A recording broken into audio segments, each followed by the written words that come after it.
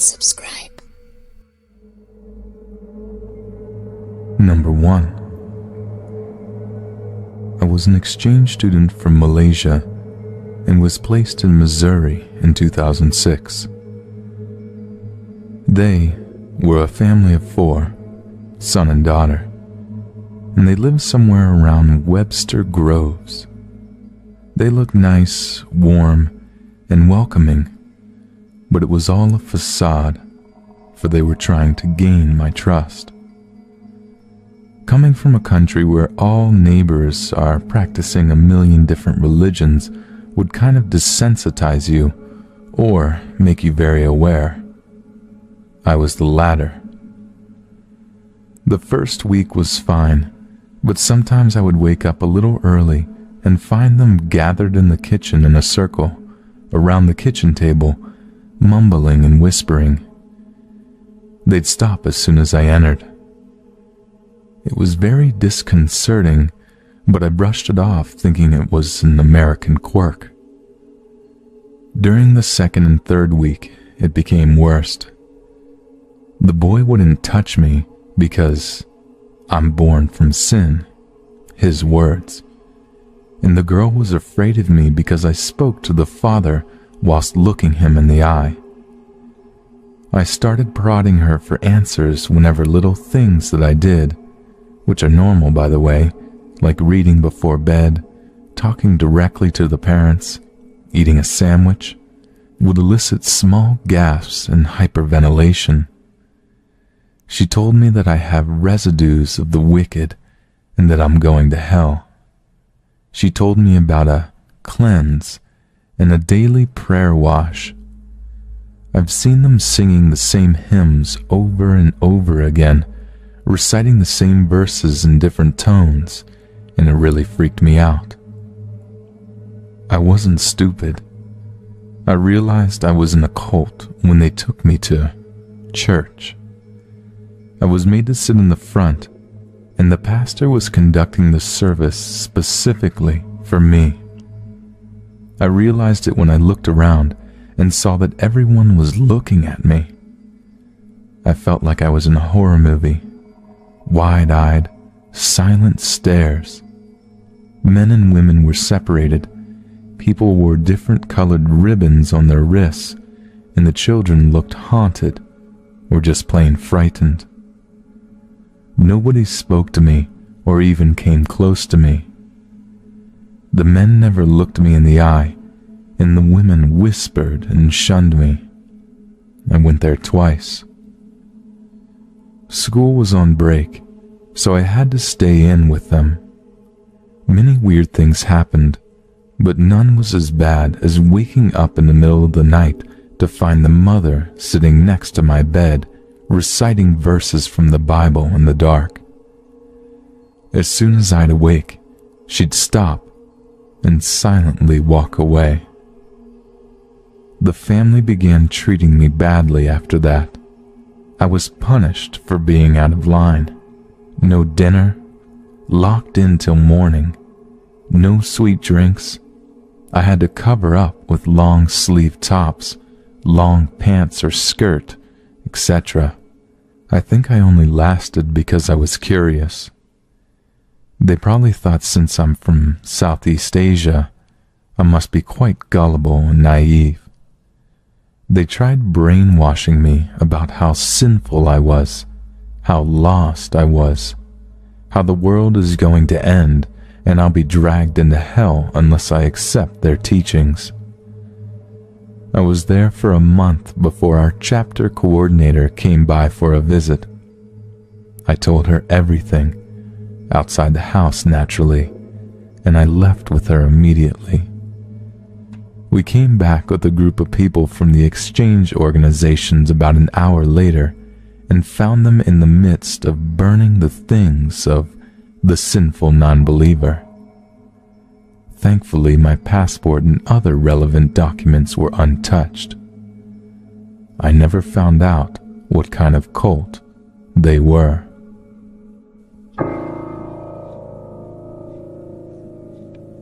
Number 2. I want to try to be concise and still give a proper breakdown of my time growing up in a cult. I'm going to start by breaking down the ideology. Second Coming of Christ. They believe the Second Coming is, or was, alive. He was a Korean man who went by the name of Reverend Sun Myung Moon.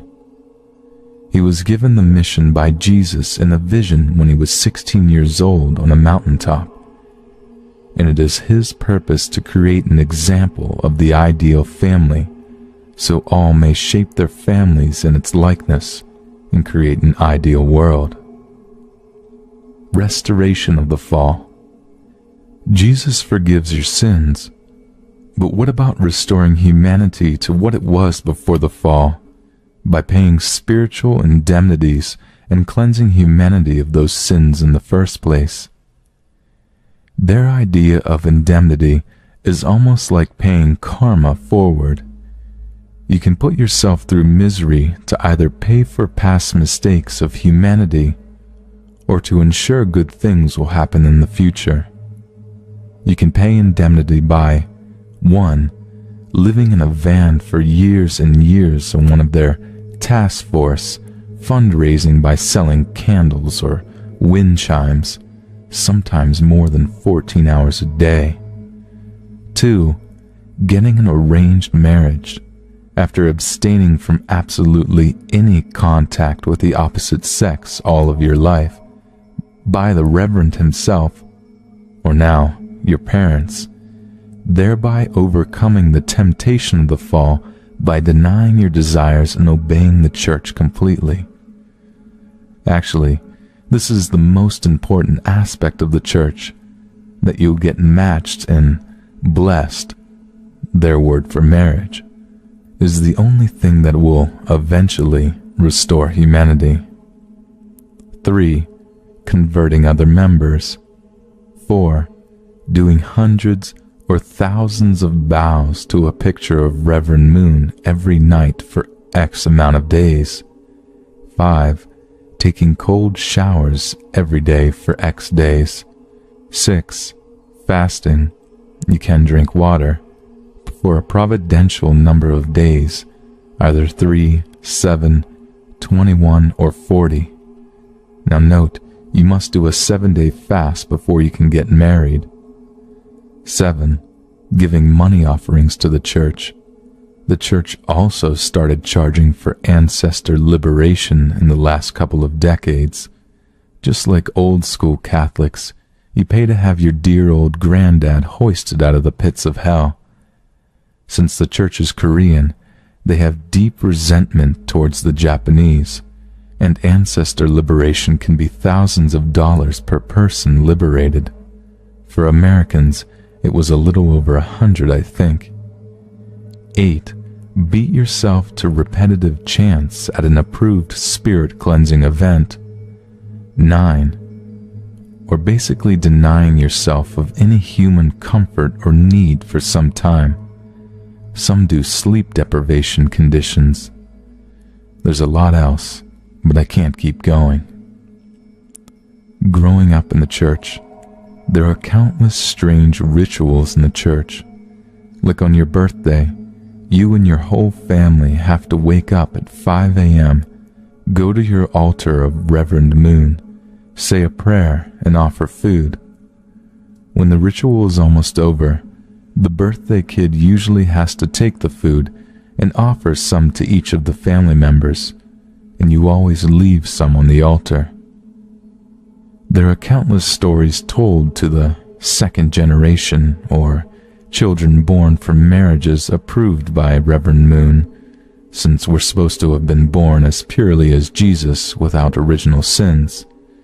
Stories of members who left the church and immediately got hit by a bus, or became prostitutes and died of ODing, or killed themselves out of guilt. Now Korea in the church is seen as the New Jerusalem, Koreans being the new, chosen people. Every leader in the church is a Korean, despite the religion's heavy unification of world cultures and religions overtones. Koreans often were only matched to other Koreans. None of Moon's kids were allowed to marry anyone other than a Korean. Japanese members have always been the church's cash cow, guilting them into paying more in tithing and overcharging them for everything. Americans got their fair share of that too. The church often comes up with a new ceremony, like a holy wine ceremony, where drinking this new blessed wine, usually juice, will heal you of all your sins, that of course you have to pay to get into. Sometimes they just make a big plea for extra money, like their total life offering, which was something like, if you paid the church $16,000, you would never have to pay them for anything again, which was a lie. Some members took out second mortgages on their house to pay these offerings. I will say, in response to people in this thread who ask how someone could fall for this, and how people could stay in it for so long, cults like this never approach it like, hey, a Korean guy is the Messiah, you want to join? They take you through steps, almost like Scientology, but not so clearly defined. The Unification Church was going around in America in the 70s, preaching for true love and family values, stuff many people, especially people with Christian backgrounds, can get behind. The church does have heavy Christian influence, so much that the language is the same. But they'll start discussing things with you, like the evils in the world. If Jesus restored the world, then why would there need to be a second coming? We should prepare ourselves for the next Messiah. A Messiah is exactly what we need. How else can we right the wrongs of this world? Once you get them going on that, you just pump them with all the same religious feel-good stuff. God is our Father. God is watching out for you. He wants the best for you. God hurts when you don't do what's right. And eventually God becomes some kind of emotionally sensitive dude you have to coddle and take care of. Then, once your members are pumped, they're living in vans, they're trying to recruit other people. That's when you start with the deeper shit. You know, the Messiah is here. The tension has been building to this moment for literally years. The members are overjoyed and can't wait to do anything this guy says so they can be like Jesus' first disciples. Now, no one thinks they're a victim. They think they're literally saving the world. It appealed to a lot of people who were raised Christian, but were dissatisfied with the contradictions or shortcomings of their parents' religion.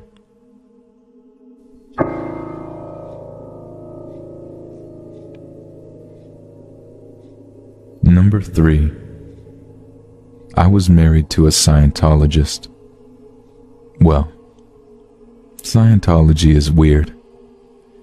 It's all-consuming, as most cults are. My ex-husband only knew and associated with people in Scientology. However, all his friends were actually very, very nice and really cool to me. I made a lot of friends through him. I never felt outwardly pressured to join Scientology, but the insidiousness was absolutely there, and I'll get to that. Ex-husband was raised in it. You could say he was a second-generation Scientologist. His parents joined back in the L. R. Ron Hubbard days, and they were in it. They both worked for the church as auditors. They were dirt poor. All of their money went to the church. Hundreds of thousands of dollars. They were so deep in debt, they had no health insurance and no money for anything except rent for their tiny, run-down apartment. That part made me the saddest. They were nice people. Now, I married him back when I was younger, more idealistic and willing to overlook major differences. I was a bit lost myself and really just looking to connect with anyone. I was always atheist and actually really against organized religion, but he always assured me that Scientology was not something he was active in and that it wouldn't be a problem. He wasn't taking any courses at the time we dated and were engaged, so I believed him that Scientology was more like his parents' thing than his. After we got engaged, he started telling me how a friend of his needs some help. She was training to become an auditor, the e-meter thing you hear about, and needed someone to practice on. I declined. He kept asking and insisted that it's just for her practice. It doesn't mean I'm doing Scientology, and that it would mean a lot to him. So I did. And what a silly experience. Honestly, it's just ridiculous. You sit in a room with the auditor, hold these cans. Let me tell you, the rigmarole they use to get the cans set right so they pick up your wavelengths, or whatever they call it, is laughable. Lotion on the hands, squeeze the cans. That didn't work? Go for a walk, drink some water. Lotion again, squeeze the stupid cans. All this over and over until something on the auditor's end says it's all working now, and then you're good to go. I lied through the whole thing. They acted like I made some amazing breakthroughs. I got a floating needle, and then that was it. However, I was then called over and over and over to come back. What the hell? I thought this was a one-time thing to help this chick out. Nope. They were all over me. They wanted 3-hour sessions, days in a row, on weekdays. No wonder Scientologists are all poor as shit. They want you in constantly during work days. I became so disagreeable to them that they actually gave up calling me to get me in. I guess they figured me being married to one of them is enough to eventually get me. The Scientologists on the lower portion of the bridge tend to know nothing about the Xenu stuff. I asked them, and they acted like they'd never heard of it. I guess you don't get to read that tech till way later, a few 100,000 deep. The overriding insidiousness I saw was the learned ability to scam people. I witnessed a Scientologist's own business get taken down by the feds for frauding their clients. Now, the reason I divorced him was because he stole a large sum of money from my account that was not to be touched. It just vanished, and he had nothing to say for it. He opened 2 credit cards in my name and maxed them out. He put me into financial ruin. It was a disaster.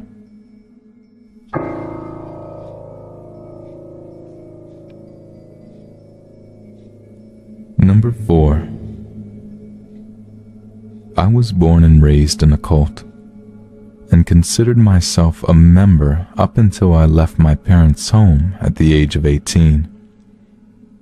The group I was associated with is not well known, but the effects on the members are tragic and undeniable. We were literally brainwashed.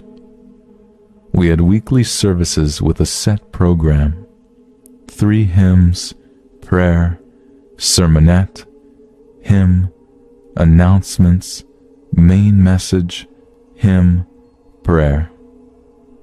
It never altered from that layout.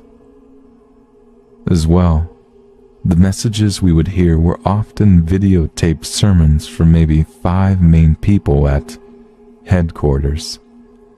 The topics were extremely narrow: prophecy, the end is coming, self-improvement, all of you suck and you should hate yourselves, setting ourselves apart, don't talk to worldly people, they will taint you. There were many ways in which we were indirectly encouraged to harm ourselves. Many people looked down upon modern medicine and felt that using it was a way of turning away from God, slapping him in the face, making it clear he wasn't needed. I personally knew people who died for their faith, waiting for God to heal them. On the other hand, when any of the main leaders fell ill, they were immediately rushed off to receive medical care. They controlled our diet. We pretty much were kosher, though they denied all influence or association from or with Jews. There were annual days of fasting, and whenever the leadership could scare up enough drama within the members, they would declare a church-wide fast so we could all get closer to God and resolve our issues. We fasted when the church's income was said to be dropping. We fasted when the leaders were ill. We fasted when people died. We had our own personal fasts for the hell of it, or when we felt especially guilty and out of touch with God. Parents were encouraged to get their children involved as young as possible. My parents tell me I started observing the annual fast when I was 3 years old. I remember one year when my brother was 2 or 3. At one point during the day, he just broke down sobbing because he was so thirsty. And yeah, we abstained from food and drink. We got obscenely dehydrated every time. Looking back, I just don't understand how a parent can behave that way.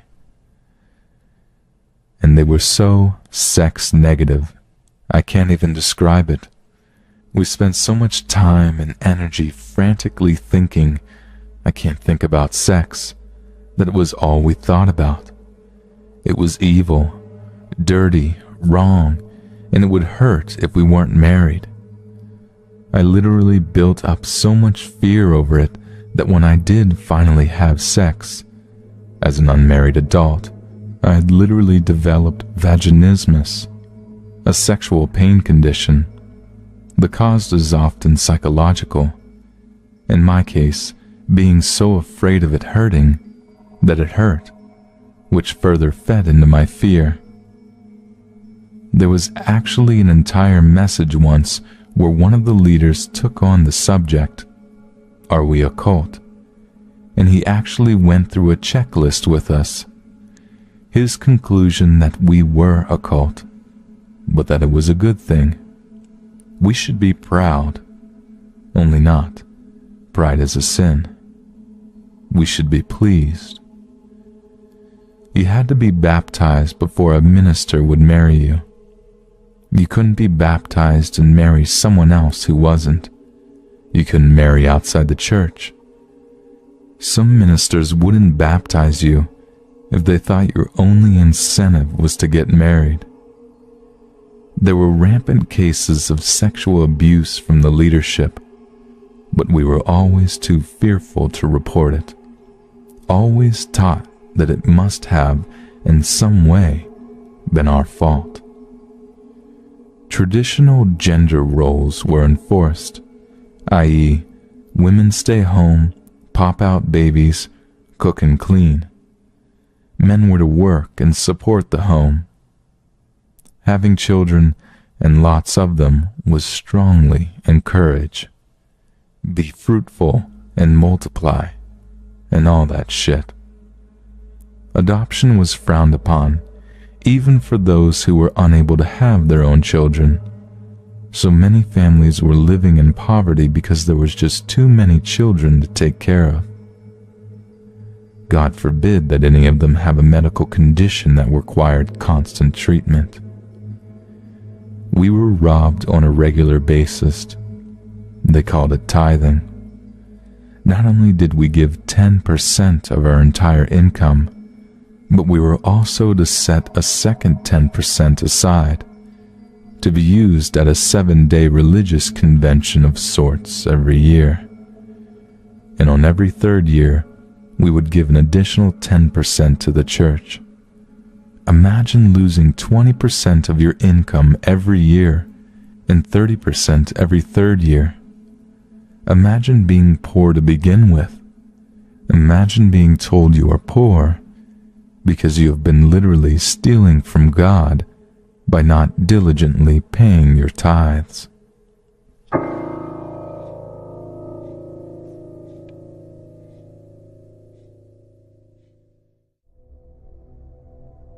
Growing up, my favorite thing in the world was going fishing with my 2 older brothers.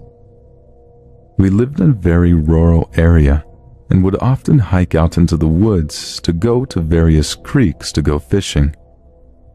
We never really caught anything big in the creeks, but it wasn't as much about what we caught as much as it was about spending time with your brothers fishing. Stereotypically, we always got up way early in the morning on fishing day. We would begin hiking out to whichever creek we were going to and would watch the sun as it stole across the sky. It would be fully light outside as we got to where we were headed to. The scariest thing to ever happen on a fishing trip, of course, happened the first time that we had gotten to a new creek. We had set out that morning, determined to go further into the hills than we normally did. We passed by 1 or 2 of our regular fishing spots and kept going deeper and deeper into the woods. We found an absolutely amazing spot. It was thickly wooded, but the creek was huge. It was beautiful and even had a fallen tree stretched out over it. After we determined that it was sturdy enough, the 3 of us made our way over to the other side of the creek. We sat our stuff out and began to fish. The day wore on, and we weren't really catching anything.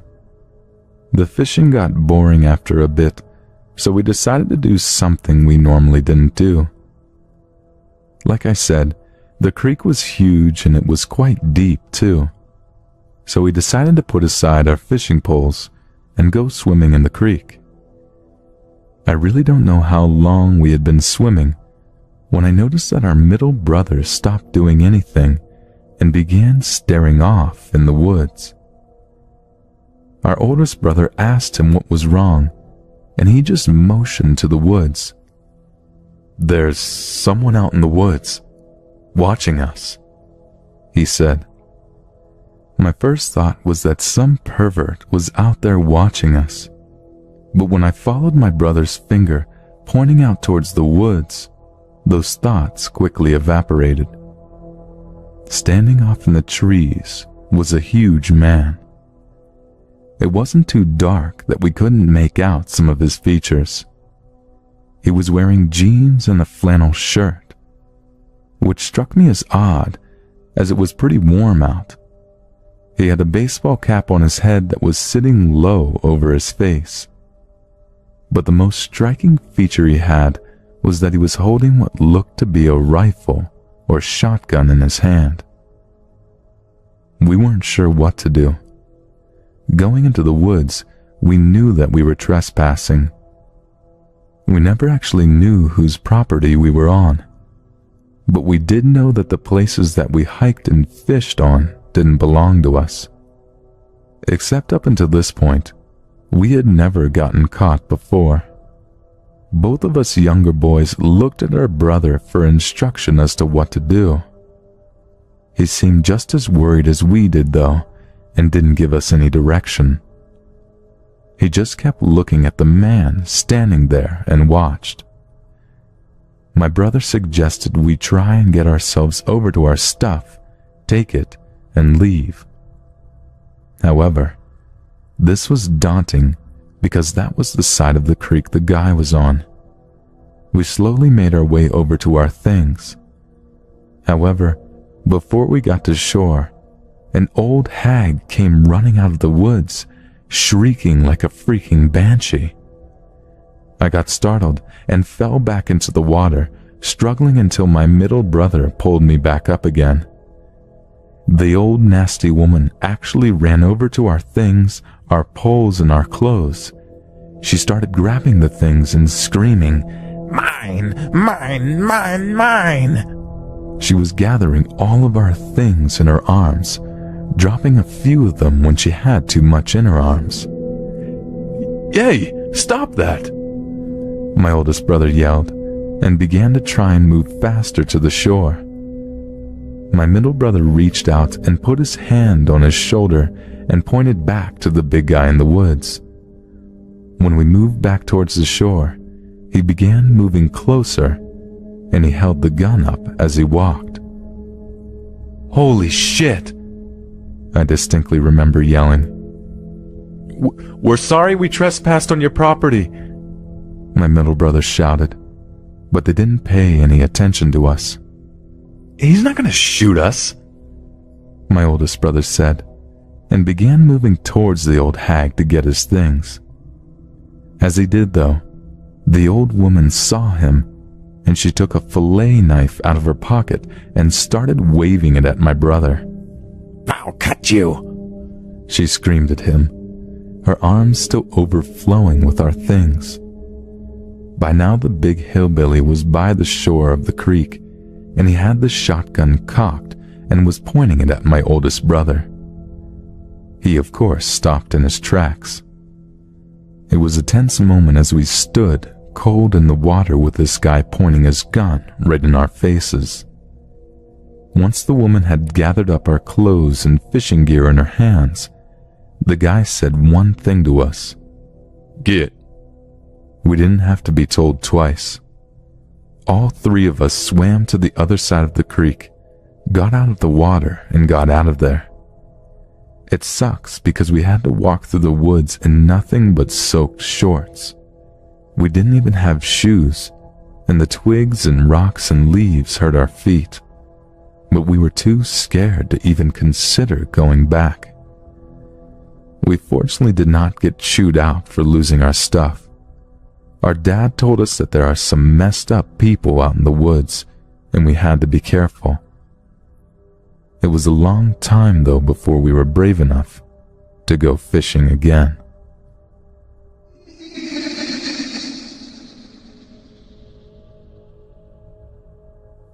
Growing up, my fraternal twin brother and I shared a room. I think both of us would have preferred to have our own room, but our dad used our extra room for a study. He was a lawyer and needed it as his office at home, I suppose. Anyhow, I slept on the top bunk, and my brother slept on the bottom bunk. The worst thing about sleeping on the top bunk is that I tend to have to get up several times a night to go to the bathroom. I guess I must have a small bladder or something. I also drink a lot of pop, which probably has a lot more to do with it. Or it might have had something to do with the fact that my brother tosses and turns all night, and it wakes me up over and over again. One night when I was 15, when I went to bed, I noticed that my brother had already gone to bed. I had originally intended to stay up and read in bed for a while, but couldn't turn my light on if my brother was asleep. Instead, I took my Android up on the top bunk with me and decided to play some games on my Nintendo emulator app. I played an old Dragon Warrior game with the sound off. Right on cue, no less than an hour after I got into bed, my bladder started telling me that I had to get up. So, trying to be as quiet as I possibly could, I put my phone down and got up and went to the bathroom. I did my thing, and then I came back into the room. When I opened the door, the light shone in my room for a second, and it must have bugged my brother a little bit because he grumbled something, flopped over and was quiet again. I quietly apologized, but he didn't reply. Trying my best to not wake my brother up again, I climbed up the ladder back onto the top bunk. I noticed when I got up there that my cell phone light was blinking green, which indicated that someone had sent me a text message. I picked up the phone, wondering who would be sending me a text that time of night. When I tapped the screen, my blood froze in my veins as I read a text from my twin brother that simply asked, "Hey bro, I'm going to be out late with my girlfriend. Can you cover for me?" At first I thought it was a joke. My brother could have sent the text to me from the lower bunk when I was using the bathroom. It was the sort of thing that he may have done. I slowly texted him back. I thought that if he responded, I'd be able to see the reflection of the light on the wall from his cell phone. I asked him if he was joking.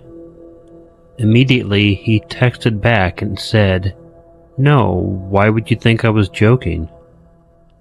I didn't see any light. I answered and said that I just saw him sleeping in the bunk below me and that I didn't find this funny at all. The text back from Ian was almost immediate. He told me that it was definitely not him in the lower bunk, and if I was not joking, I had better get out of that room immediately. Scared half to death, I grabbed my phone, skipped the ladder, and jumped off the bed and ran for the door. Despite what might have been better judgment, when I opened the door, I had to look back and see who was sleeping in my bed. Part of me still suspected it was Ian playing a joke on me. However, when the light shone on the bed, it was empty. No one was there. Freaked out and confused, I turned the light on. No one was in the bed. I crept slowly over to the bed and looked under it, half expecting to see a face looking back at me. No one was there. I looked in the closet. No one was there.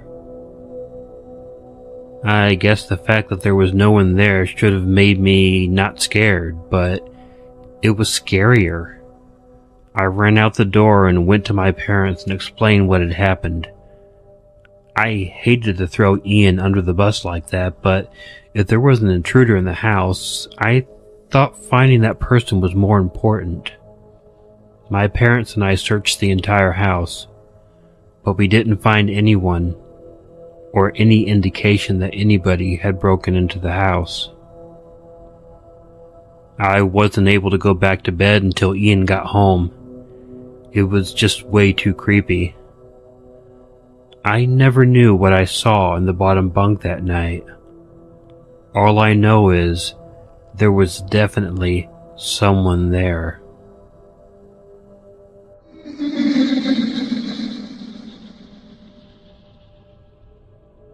It's taken me a long time to tell this story. I'm 27 years old now, and this happened to me when I was 14. My name is Adam, and I have one older brother named Seth. I haven't seen Seth in 13 years. I have no idea where he is, or even if he's still alive, but I do know why he left. Seth was 2 years older than me, and we were very close. Although all brothers tend to get into scuffles with each other, with Seth and I, they were few and far between. For the most part, he and I did everything together. He taught me how to fish. He let me play football and baseball with him and his older friends. Although Seth was bigger and stronger than I was, he always sold me to other people like I was superior to him. He told people I was smarter than him, He told them I was the talented brother who was going to be so much more successful than anyone could dream of. I really loved him, and he was easily the best friend I have ever had. Around the time I turned 14, however, Seth began acting very odd. At first, I don't think my parents thought much of it. He was wearing black all the time and seemed like he was really depressed. Rather than hanging out with me or even his friends, he took to spending a lot of time alone in his bedroom. He obviously kept the lights off all of the time as well, because there were no lights coming from under the door. It may have seemed like typical 16-year-old boy sort of stuff, and that is likely why my parents didn't pay it any mind. But I was closer to Seth than they were. I knew him better than they did, and I knew that this was not typical teenage stuff. Hell, I was a teenager at the time, going through a lot of that myself. With Seth, it was something more. I would walk by his room at night, and I would hear him talking to someone. I never heard another voice, and I always chalked it up to the fact that he must have been talking on his cell phone. But the conversations were never pleasant. Whomever he was talking to, Seth was always at odds with that person. Whatever it was that was bothering my brother, he never told me. He never was angry with me either. He would say hello if I greeted him, and he always offered me a friendly, if not extremely worn-out smile. But rather than do anything else or say anything else to me, Seth would immediately go into his room, lock himself in there, and I wouldn't see him again for the rest of the day. After a couple of months of this behavior and no sign of stopping it, I was sitting at my computer doing some homework. I was having a difficult time with it, so I decided to take a break and chat with some friends on Yahoo Messenger. This was long before the days when Skype and Facebook were the norm. I got a message from an unknown user. I don't feel comfortable sharing the real name, so I will just call it Yahoo Stranger 1. This person sent me a message telling me, "If you don't keep far away from Seth, I'm going to kill you." At first, I was too alarmed to say anything. But after I composed myself, I messaged the person back.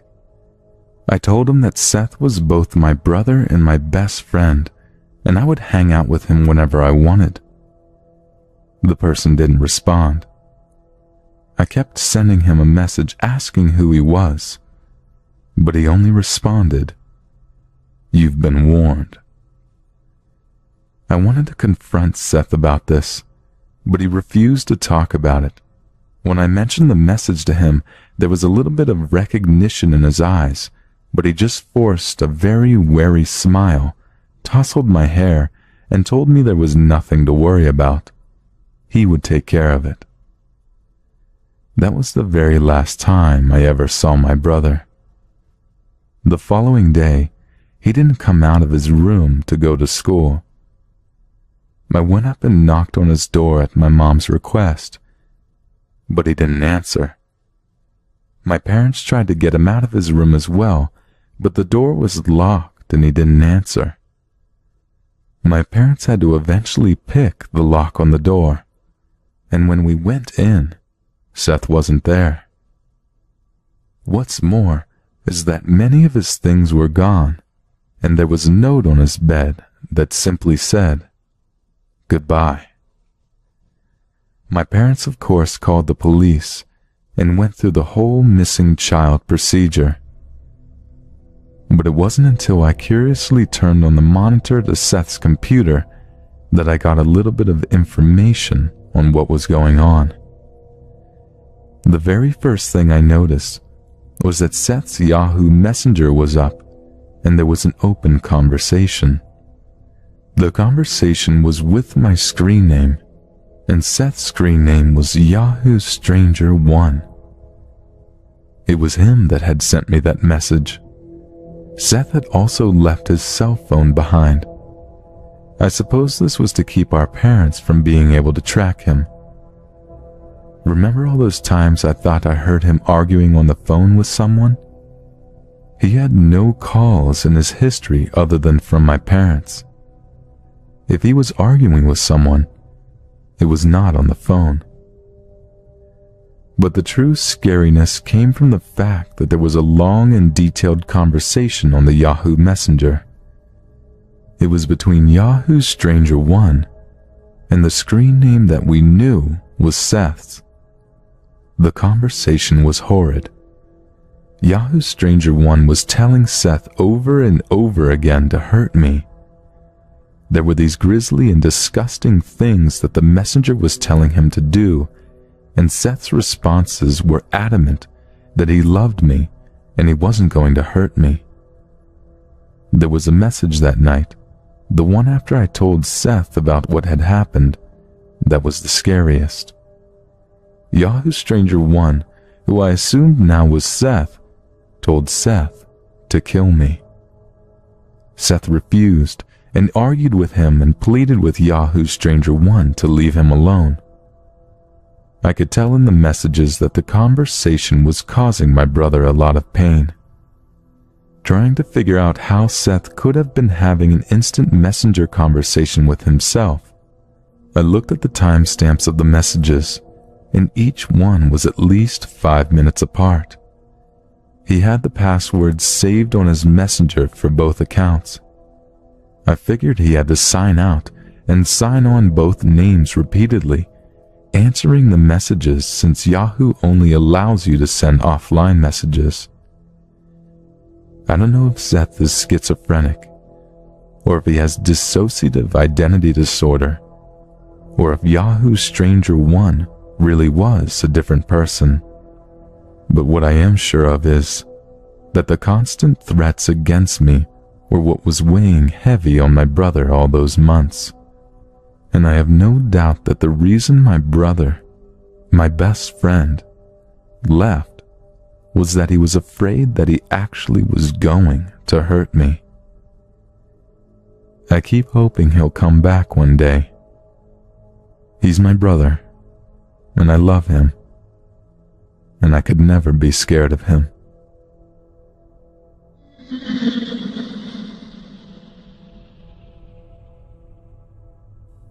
My older brother was one of those people who liked to scare me and my other siblings as much as possible. I couldn't really blame him for it because, although I didn't like being scared myself, I was just as guilty as trying to scare our younger brothers and sisters as well. But kids are allowed to be a little hypocritical, aren't we? The thing that always scared me the most was this big old house that my brother and I walked by every day on the way to and from school. The town we lived in didn't have bus service for any of the kids who lived in the town itself, so we had to walk to school. It was a good half-an-hour walk. The house that my brother always talked about was a really old Victorian that of course looked like it hadn't been kept up in decades. The lawn was completely dead and there was not anything but brown grass. An old dead tree was in the backyard with a decayed tire swing swaying from it. Old broken bicycles, tricycles, and other contraptions littered the backyard as well. There was an old rusty shed there too. There was never a car in the driveway, and we never saw anyone leaving or entering the place. But we knew that someone lived there because if you walked by in the evening, you could see blue lights shining from behind the curtains as if somebody was inside, watching TV in the dark. Whenever the two of us walked by the house, my brother would always make strange comments about what was going on in there. I had to pretend like it didn't scare me, but I was only 12 years old at the time, and I was quite easily scared. He would tell me the man was a butcher who preyed on the little kids in the neighborhood who were stupid enough to walk up to his front door. My brother said the old man would grab the kid, take them out to his shed, hang them from their feet, and then lightly slice their skin open with a fine knife, and then slowly let them die as the blood trickled out into a tub that was under them. Growing up, every time he was in the mood to do it, my brother would dare me to go to the guy's door and break one of the old pots on it. I always declined because I told him I didn't want to get in trouble. He would then make fun of me for being a scaredy cat and taunt me for hours. On Halloween, the year that I turned 12, rather than going trick-or-treating, I was invited to hang out with my brother and his friends. They were doing what we at the time considered mature things. We egged some houses. We lit a flaming bag or two. It was a fun night. Late in the night, my brother and his friends decided to haze the new guy, being me. They dared me to go up to the old Victorian house and break one of the pots on the porch. As much as I wanted to be accepted by my brother and his friends, I did not want to do that, and they taunted me for it. And it was humiliating. But my fear was much stronger than the humiliation, and I continued to refuse to do it.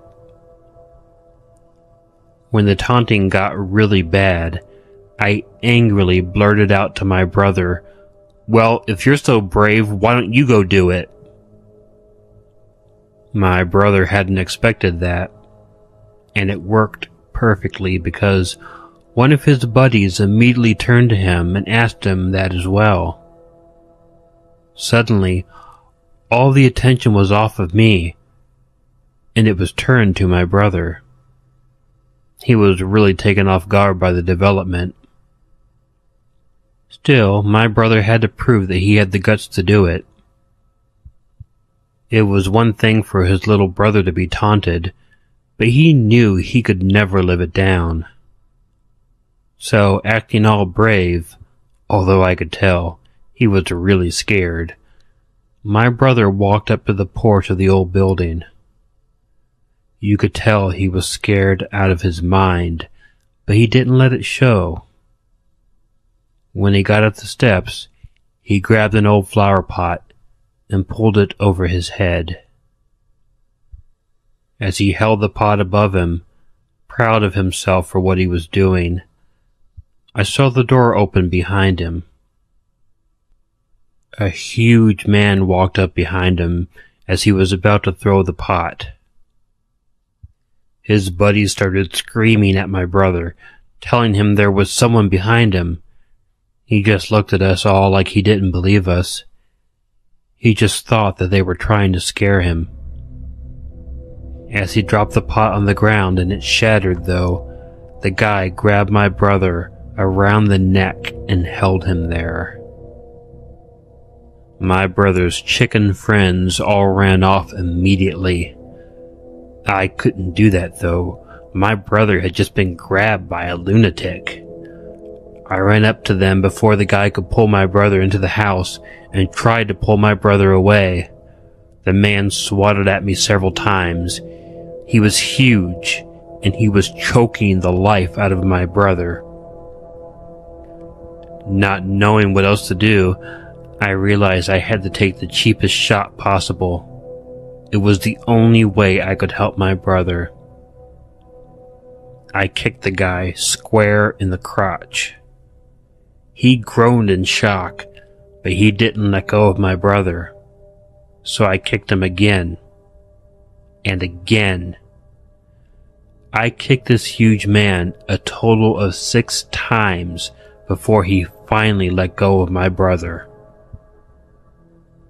Although my brother was wheezing and struggling to breathe, I knew we had to get away from the recently sterilized psychopath, and I pulled him away. It was difficult, but we were able to get out of his yard and down the street before he was able to do anything. Our parents called the police, but get this, they wouldn't do anything about it. My brother was not only trespassing, but he vandalized the guy's porch. We were all shocked and my parents were outraged, but the police did absolutely nothing. This man got away with it. Now, I'm the first one to admit what my brother did was wrong, but the guy was strangling him. Afterwards, my parents drove my brother and I to and from school every day. They figured it was best to avoid the guy as much as possible. The one good thing that came out of this was my brother had a lot more respect for me. It was at least 2 months before he began ragging on me again. But that's how brothers are.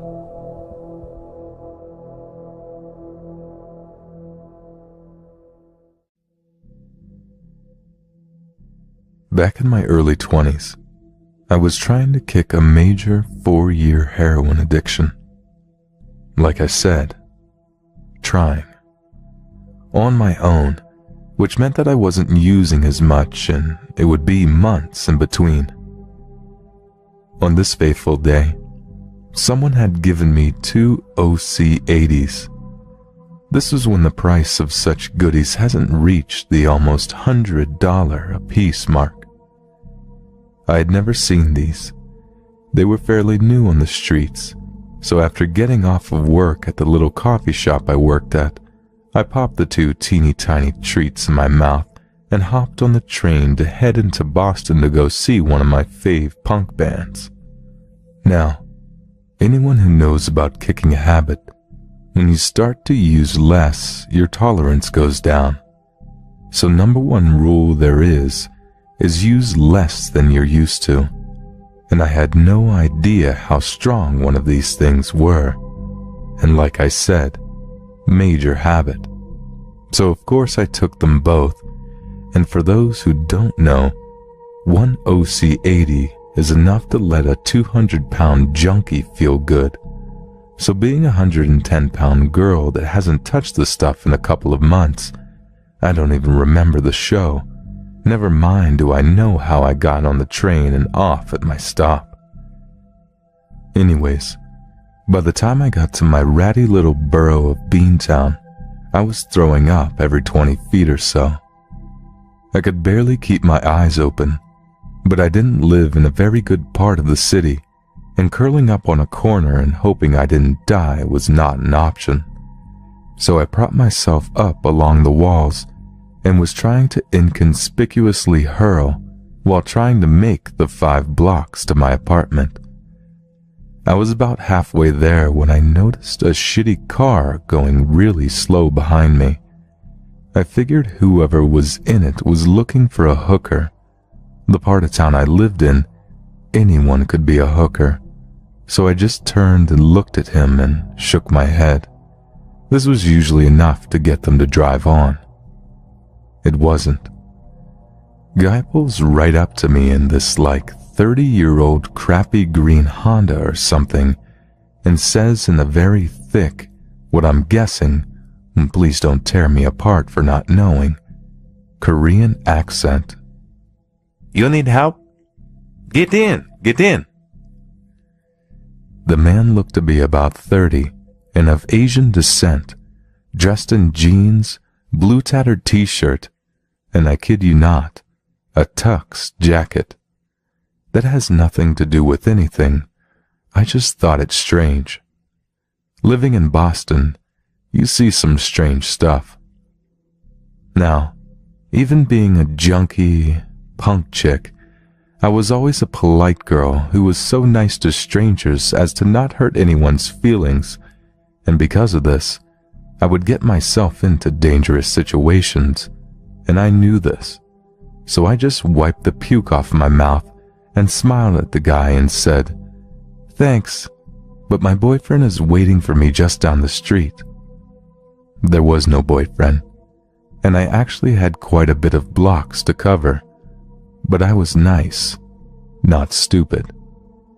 Well, not that stupid, considering the pill-sickened state I had put myself in.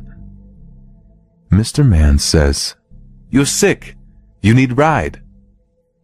Okay, guy can't take a hint. I told him again that I didn't need a ride, but thanks. I started to walk faster and cross the street. Unfortunately, it was a one-way, and he pulled up close enough to the curb that he could grab me from the driver's seat. Alright, now I'm getting scared. It's almost 3 a.m. and no one is out on this side of the street. "No, you get in now." I was feeling really sick and embarrassed at this point. I was trying to hold off throwing up in front of this guy, and I know I'm about to hurl again and getting pissed, so I yelled, "No, I know get in now. Look, dude, I'm not gonna suck your dick, so just fucking leave." And then I puked.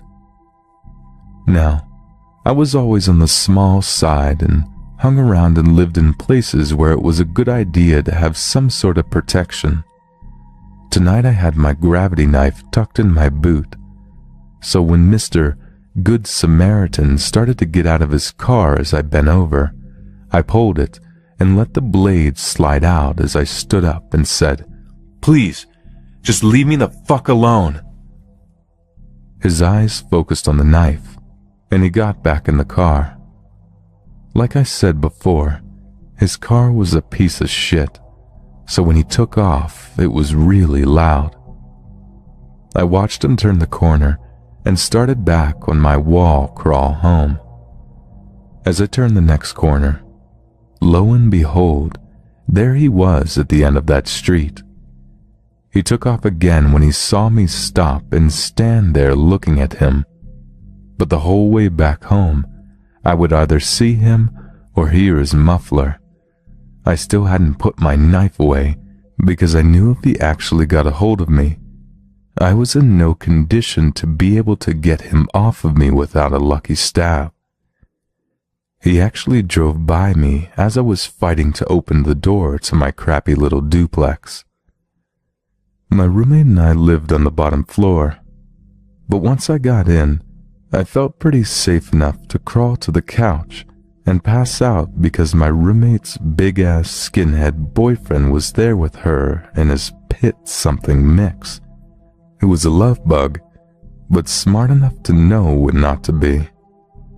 When I finally woke up the following evening, those things hit me really hard. My roommate told me she couldn't believe I had slept through all the ruckus. Apparently the dog had started barking around 4:30 a.m. and wouldn't stop, so they let him out of the room and tried to go back to sleep. But Rudy wasn't having that.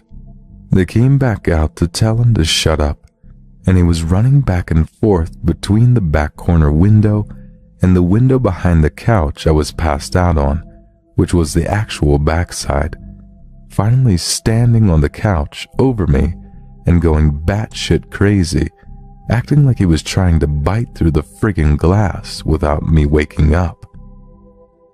My roommate later told me she had checked to make sure I hadn't OD'd and died. This was the point where my roomie's boyfriend decided to go check out what the heck his dog was trying to kill. He grabbed the bat we kept by the door and made his way to the back where the window met the couch. He heard a lot of noise going on the other side. Living in a crappy part of the city, there was a lot of crap around the building. And then a car starting up, a loud car. By the time he ran to the front, the car was halfway down our street. When he made his way back around to check the window Rudy was trying to eat through, there was a bunch of crates to move from under the first window he was barking at, stacked up under the window where the couch was, and the screen had been cut where you put your fingers through to open it. I always read these threads where people say, "I'm getting goosebumps just writing this," and shake my head thinking so overdramatic. And now I feel like an a-hole, because there really is no way to describe how you feel reliving this. Over the next few weeks, the boyfriend and Supermutt stayed at our place because we kept hearing noises, and imagined or not, it scared the hell out of us. Quite a few times the boyfriend would run out when we would hear something, and would sometimes even catch a glimpse of the guy as he went around a corner, but it was never fast enough. Boyfriend would blame it on the guy being ninja fast, but we just knew he was too slow.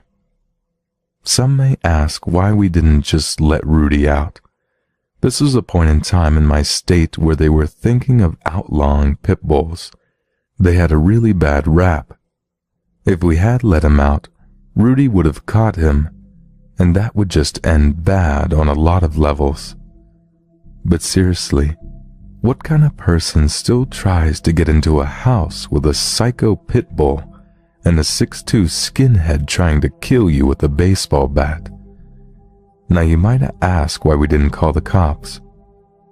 Well, like I said, I was into some bad stuff, and as a rule, punks don't like cops. However, the neighborhood I lived in, we all talked to each other, and some of them were cop callers.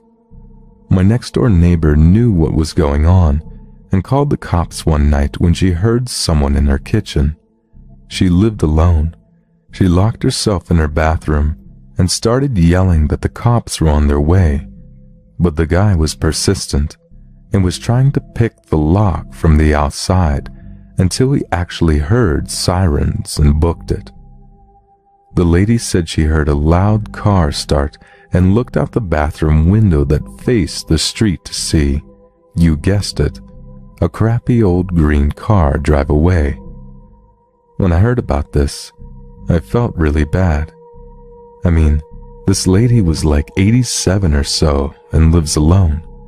What would have happened if that dude got in? Why, oh why didn't we let Rudy eat him?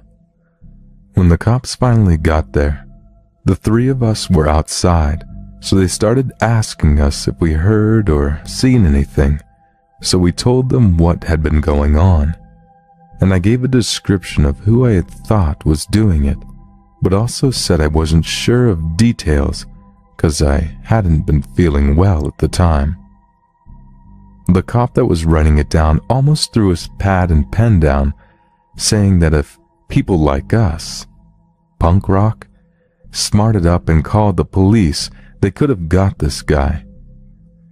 Apparently Mr. Get In Now fit the same description as a guy they were looking for that was wanted for quite a few sexual assaults around the train station. Now I felt really bad, but still had to give the cop lip over the people like us statement.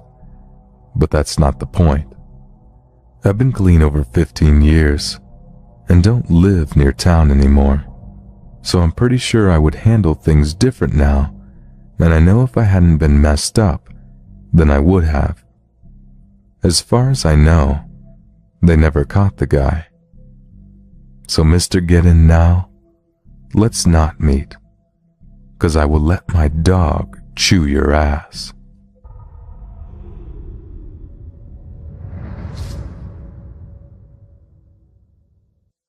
I use Tinder pretty frequently, and it's usually cool. Just meeting people, chilling, smoking with most of them. So, I matched with this guy named Charlie, and he seems cool. He's really cute, and he plays music, which is really appealing to me, as I also sing and play the piano. We talked for a little while, and I agreed to meet him at his house. Mistake number 1. Why did I think it was a good idea to meet a stranger in their home? I don't drive, so I take an Uber over, and it's a decent way away, so it's kind of pricey. When he buzzes me into the apartment complex, I got this really creepy vibe. but I shook it off as just nerves. I go up to the 3rd floor, and he's standing at the door. Things are cool. We're just chilling. We smoked a couple of bowls, and we're watching a movie. So, he makes a move on me, and I go with it. We end up on the bed, and we're obviously engaging in adult activities, when out of nowhere, he wraps his hands around my neck. Hard. Now, that's all fine and good with me. I mean, I can dig that in the right setting. But alone in a stranger's house, when he didn't even check to see if it was cool, is not one of those settings.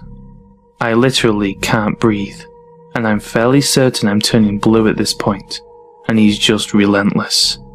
Not only is he asphyxiating me, he's now yelling in my face. Are you scared? I started to struggle, and he was gripping even harder. I seriously thought I was going to die. By some miracle, I wriggle out of his grasp and start screaming. He's yelling at me to calm down, and I'm frantically trying to put on my clothes. He grabs my wrist as I'm trying to leave, and I use all of my strength to pull away and slam the door. As it was closing, the charming guy bid me adieu with the words, "Fucking cunt." I get home, and I look in the mirror, and I have a bruise on my neck. I tried to cover it with makeup, to no avail. I looked like I was almost strangled to death. Then, he texts me, saying, "I think you need more than one dick." And I'm like, really? You want to bring a friend and kill me together? Anyway, I blocked him and reported him on Tinder. I wish I could have done more, because I seriously think he would have killed me. I've been debating going to the police, but the bruises are gone, and it's a he said she said thing. But I'm really starting to wonder if I should, because the next girl might not be so lucky.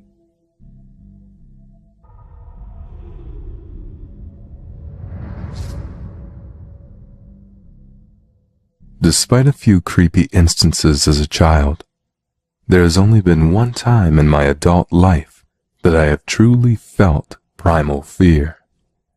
I live in a village in the middle of the English countryside. To paint an accurate picture of its size, it has a population of 4,000, but feels more like 1,000 due to its spread out nature and being surrounded on all sides by lots of fields, farms, and woods that eventually connects onto a pretty famous forest. It's kinda in the middle of nowhere, and because of this, has notoriously bad phone and internet connections. Having lived here all my life, I know the place like the back of my hand. I know where all the public footpaths through the woods and fields are, where they connect, which are shortcuts, and where to cross deep streams, etc. I've gone on walks in this area throughout my childhood with parents and alone as an adult. Nothing bad had happened. I felt safe here. This story took place last summer in July, after I moved back home from university, had yet to get a job, and smoked a lot of weed. A habit my parents despised, and which I tried to keep hidden from them by going for evening walks, multiple pre-rolled joints hidden away in my hoodie pocket. As usual, this day they both got home at 5 p.m. We had dinner, but chatted for a while longer than usual, as my mom had had quite a hectic day and was telling me about it. Because of this, I ended up heading out for my walk an hour later than routine, around 7 p.m. But as it was summer, the sun was still shining, so, honestly, I didn't really notice that it would start getting dark while I was still out. The woodland closest to my house is less than 5 minutes away, and you enter through a gate into a farmer's field.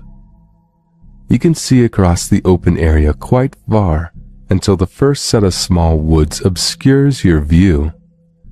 That's where I was heading, as I knew this track takes under 2 hours and leads back onto the same path I was standing on now. More than enough time to smoke the 3 joints in my pocket and for the smell to leave my clothing, I had thought. This entire area is very popular for dog walkers, so it's not unusual to see other people while you are about, and as this is a village, everybody says hello to everybody. I lit my first joint and started walking. I'm just in my own world for a while, until I was less than 100 feet before the entrance to the woods. An elderly man was coming out of them throwing a ball for his collie dog. I finished my joint and stubbed it out. As I got closer, I recognized it was John, who lived on the road next to mine and knew my grandpa. We stopped and said hello as I stroked his dog Max. While talking, I see another man coming out of the woods. No dog, bright green jacket, very tall, and had a good 10 years on me age-wise. Me and John chat another minute and say goodbye. He warns me not to stay out here too long, as it will start getting dark soon. True, the sky was bright pink and orange. The sun was indeed beginning to set. I hadn't really noticed. I continued on down the path towards the man. When we were nearly passing each other, I look up to make brief eye contact, smile, and say hello, like everyone here does, even if you don't recognize the person. My eyes instantly met his. He was already looking at me. His dark eyes locked on mine. He wasn't smiling. I didn't know him at all, but I knew something was wrong. It was in his eyes. I swallowed my politeness and looked at the ground as we passed. I had lived in my uni city the past couple of years, so I knew a red flag when I saw one, and my country bumpkin manners evaporated. I quickened my pace a little, and before entering the woods, slyly looked back. The guy was still walking in the same direction, following John.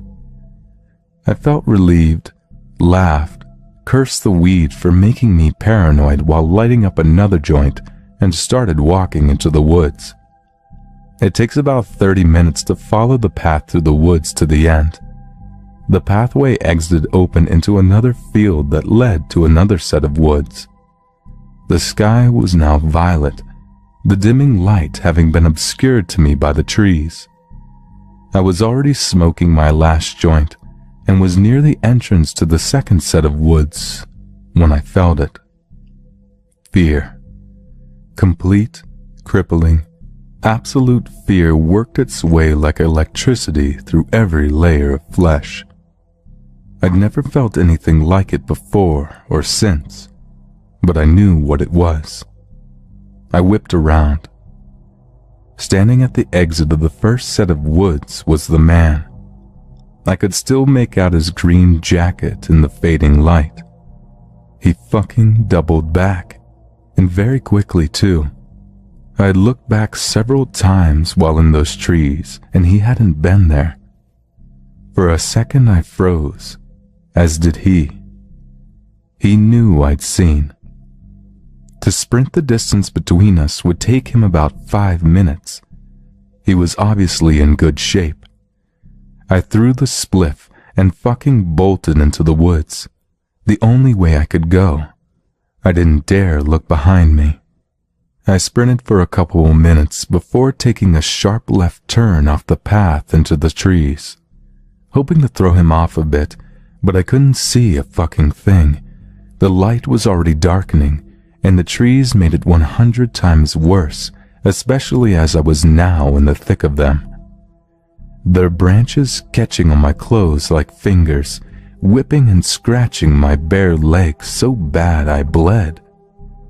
I ran and ran, my lungs protesting in pain, hating me for smoking so much, while my heart was throwing itself against my ribcage trying to escape. I couldn't anymore. I threw myself on the ground behind a particularly thick trunk, my back against it, knees to my chest, hand thrown over my mouth to stifle my labored breathing, desperately trying to pump air into my lungs for the next sprint. I listened for the first time. A few seconds pass silently. Then I hear him.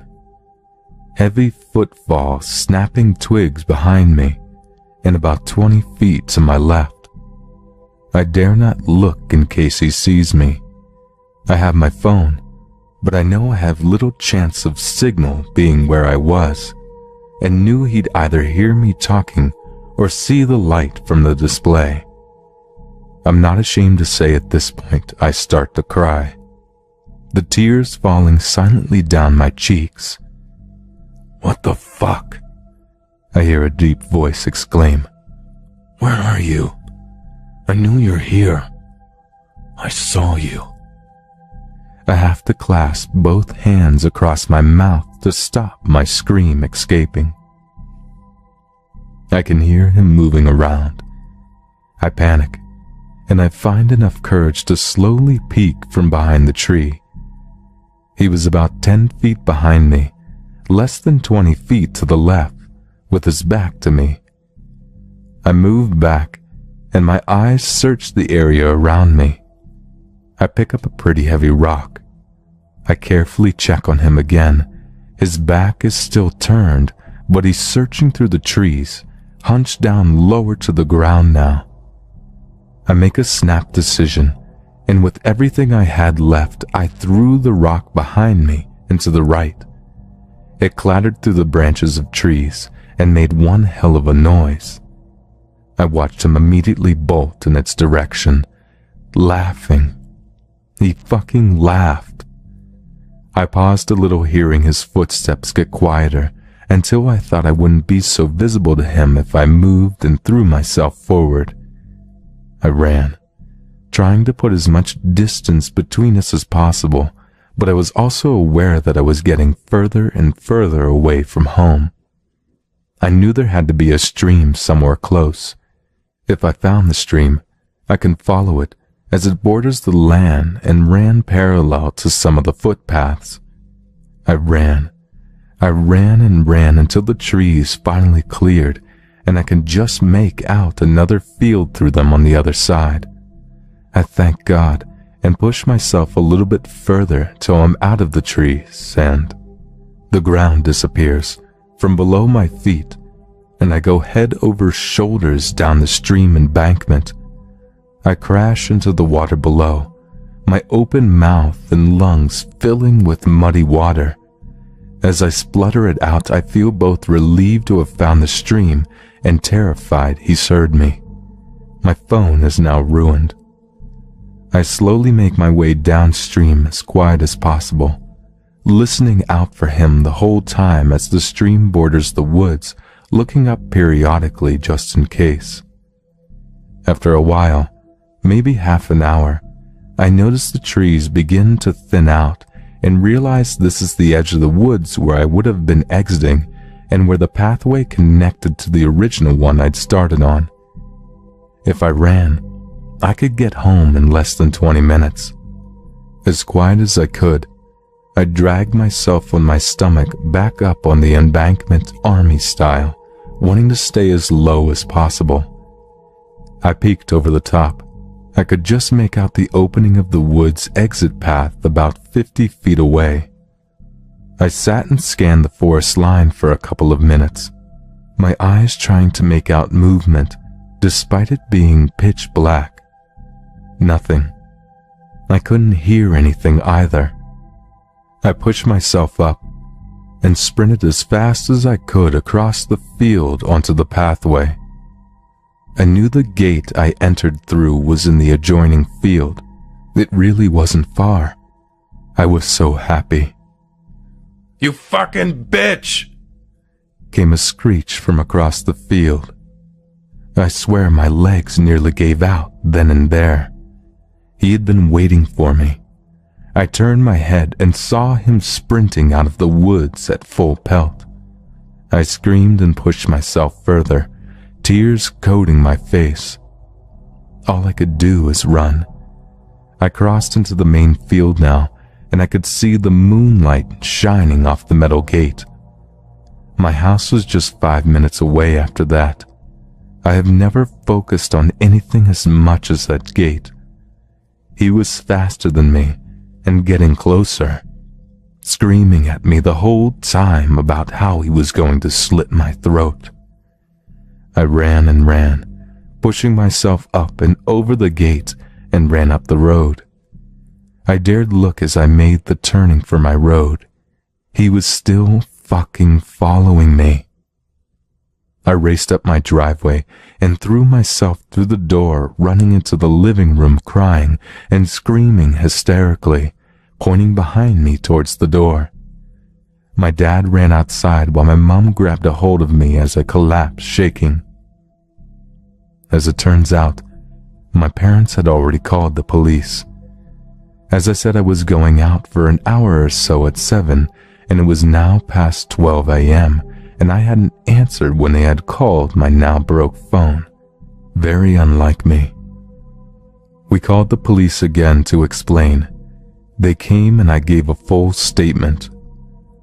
Both my parents and the police were horrified. Nothing like this happens here. There hasn't been a reported rape or murder in the last 100 years. But one look at me, and it was obvious I was telling the truth. I was covered head to toe in cuts and bruises, soaking wet and covered in mud and blood. I won't go into how this experience changed me. It's depressing. But I will say that the thing that scares me the most is that they never even had a suspect. Despite him following me so closely, he was gone by the time my dad ran outside. That guy is still out there, and who knows what he is really capable of.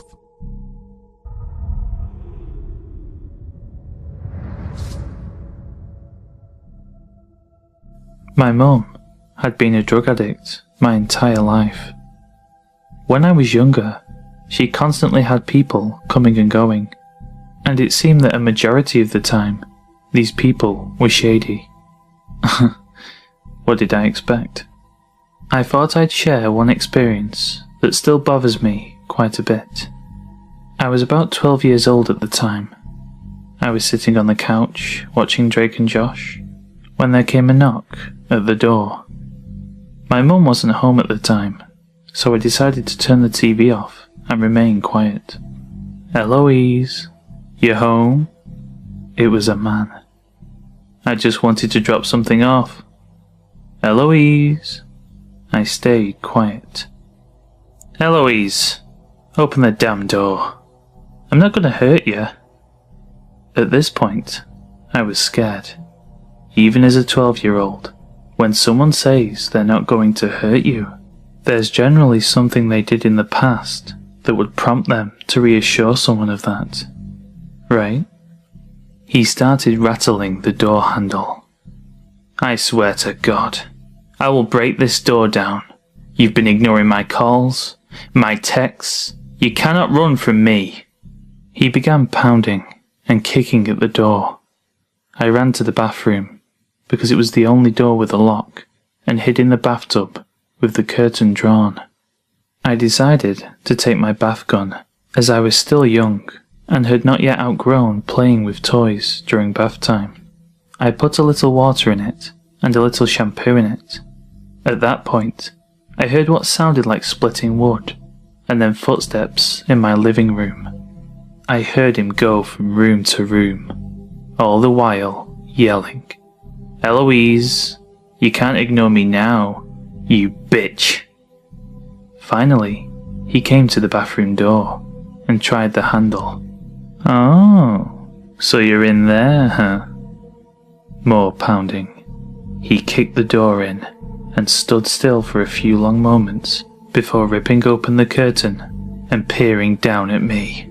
He had slick black hair with piercing green eyes, a sad attempt at facial hair, black hooded sweatshirt, black jeans, black shoes, and he held a brown bag in one of his tattoo-covered hands.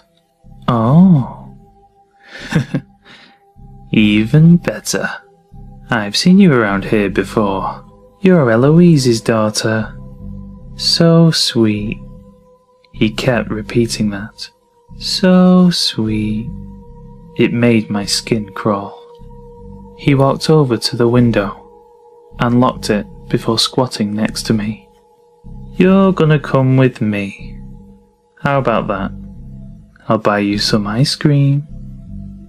I glared at him, trying my best not to look terrified. Not much of a talker. Your mother could learn something from you. He reached his hand out and rested it on my shoulder. In one quick motion, I pulled my squirt gun from under my leg and began spraying it in his face. He didn't register it at first, but quickly began wiping his eyes. What the fuck is this? What the fuck? What the fuck? I hurled my body at him, causing him to fall back and hit his head on the toilet. I grabbed the brown paper bag and ran from the bathroom, out into the hallway and down the stairs. I caught my mum on the entrance steps and pulled her the other direction. What's going on? You're making me drop my things. She quickly caught on that something was terribly wrong and ran with me to my aunt's house. After catching my breath, I described the man and what he did. She quickly recognized him as a man named Tony, whom showed a lot of money to. I realized I was still holding the brown paper bag that the man had and gave it to my mum. She found a gun inside. He had showed up to kill my mother.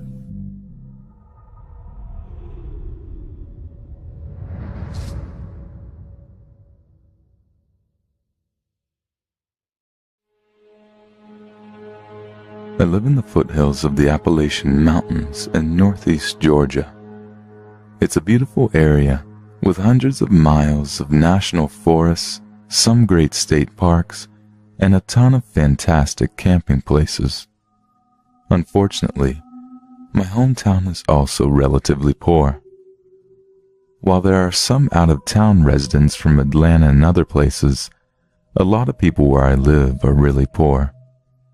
I do freelance work as a technical writer, so I can do most of my work online. If I didn't have that going for me, I'd have to move somewhere else.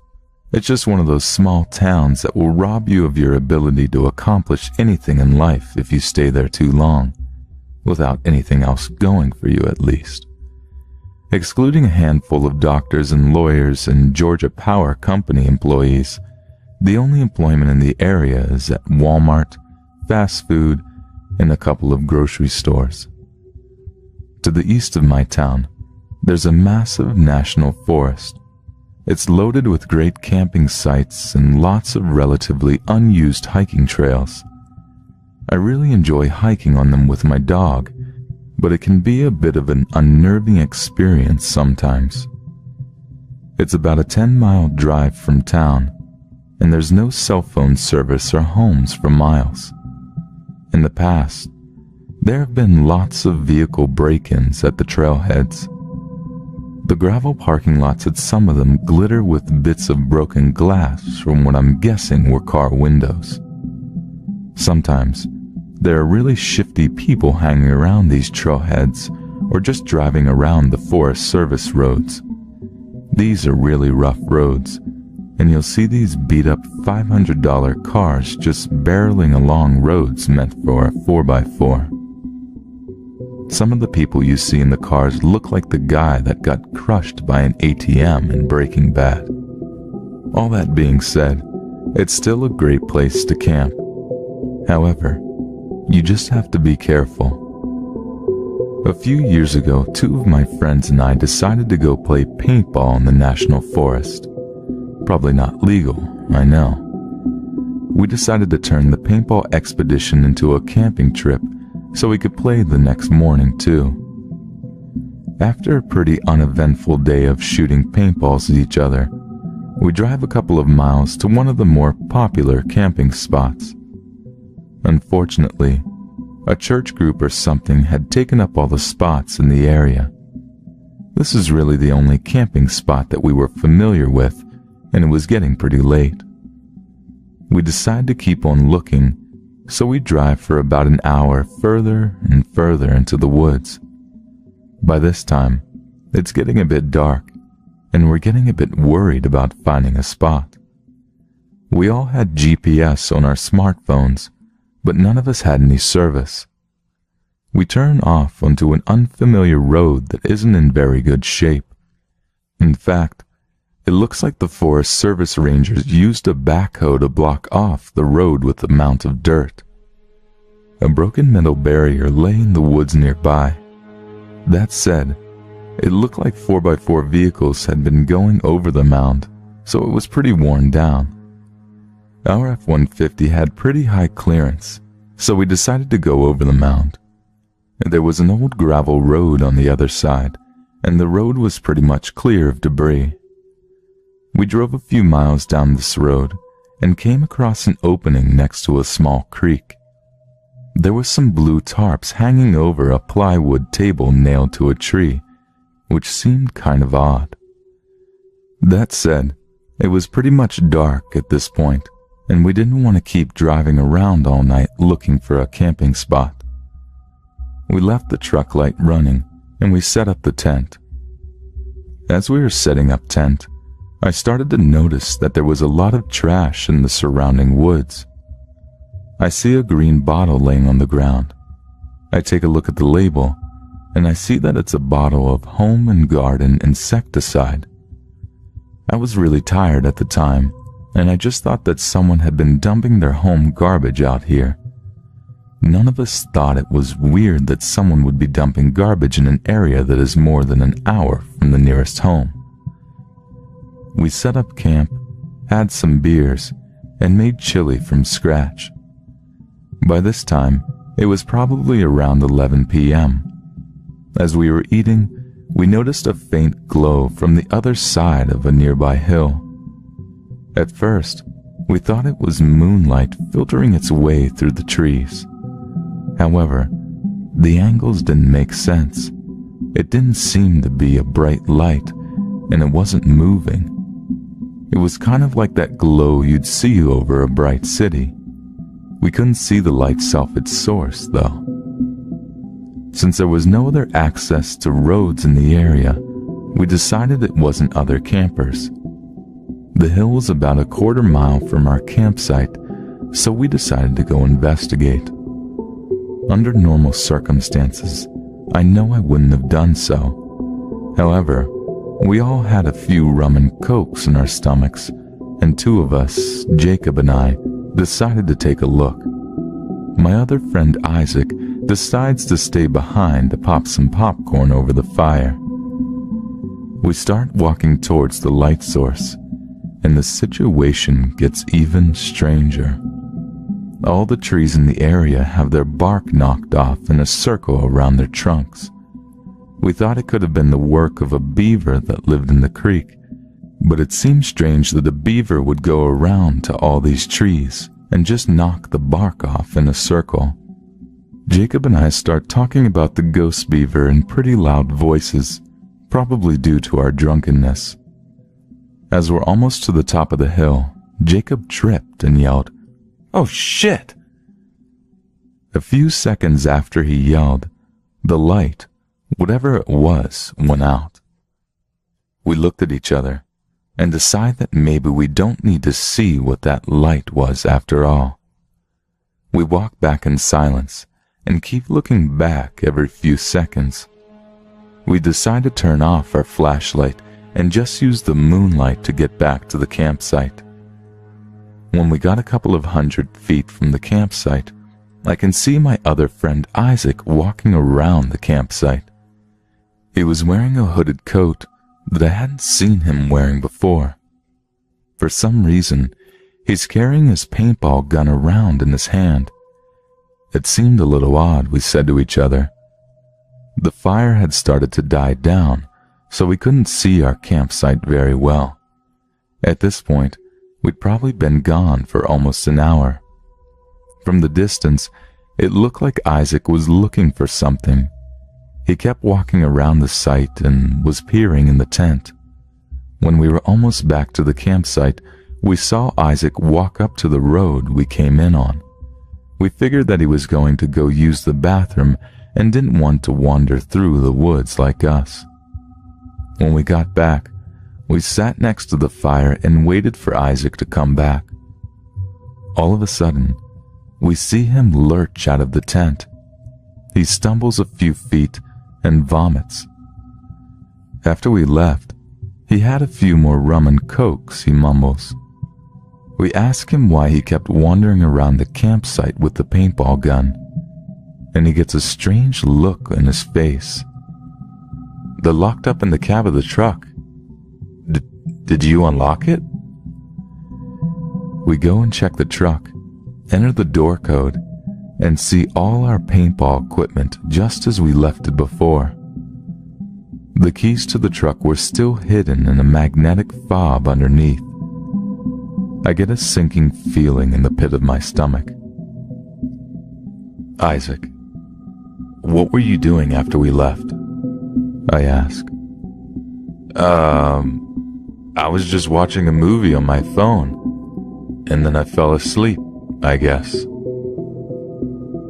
But you were walking around with your paintball gun, right?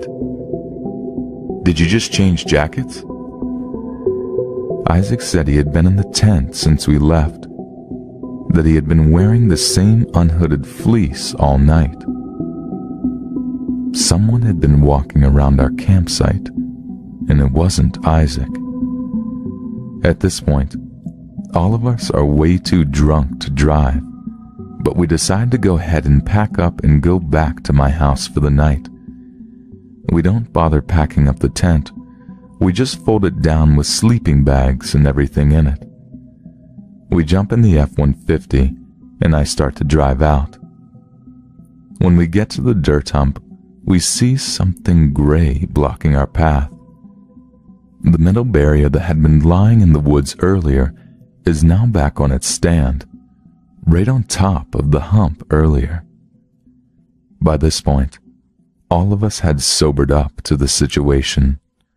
No one wants to get out of the car to try to move the barrier. I had a metal guard in front of the F-150, so I drive forward slowly, tapping the metal barrier with the front of my truck. It falls right off. It must have just been balanced on top, and we drive slowly over it. We were terrified that it would pop one of the truck's tires as we drove over it, but it didn't. As we drive down the road, we see a vehicle following us with its lights off. It's probably about 1,000 feet behind us, but we keep catching glimpses of it as the moon reflects light off it. I start to drive as fast as I can on the Forest Service road, and the other vehicle keeps pace. It doesn't get any closer though. It stays just 1 or 2 turns behind us. We can only see it when the road straightens out. After about 45 minutes of speeding along gravel roads, we make it back to the main paved road. I start to drive everyone back to my house, but I decide to go a different way just to be safe. I didn't get pulled over for a DUI, luckily. Camping can be fun, but very rural camping can be dangerous. I've driven past that metal barrier since that time, but it's always been in place. I would never go down that road again.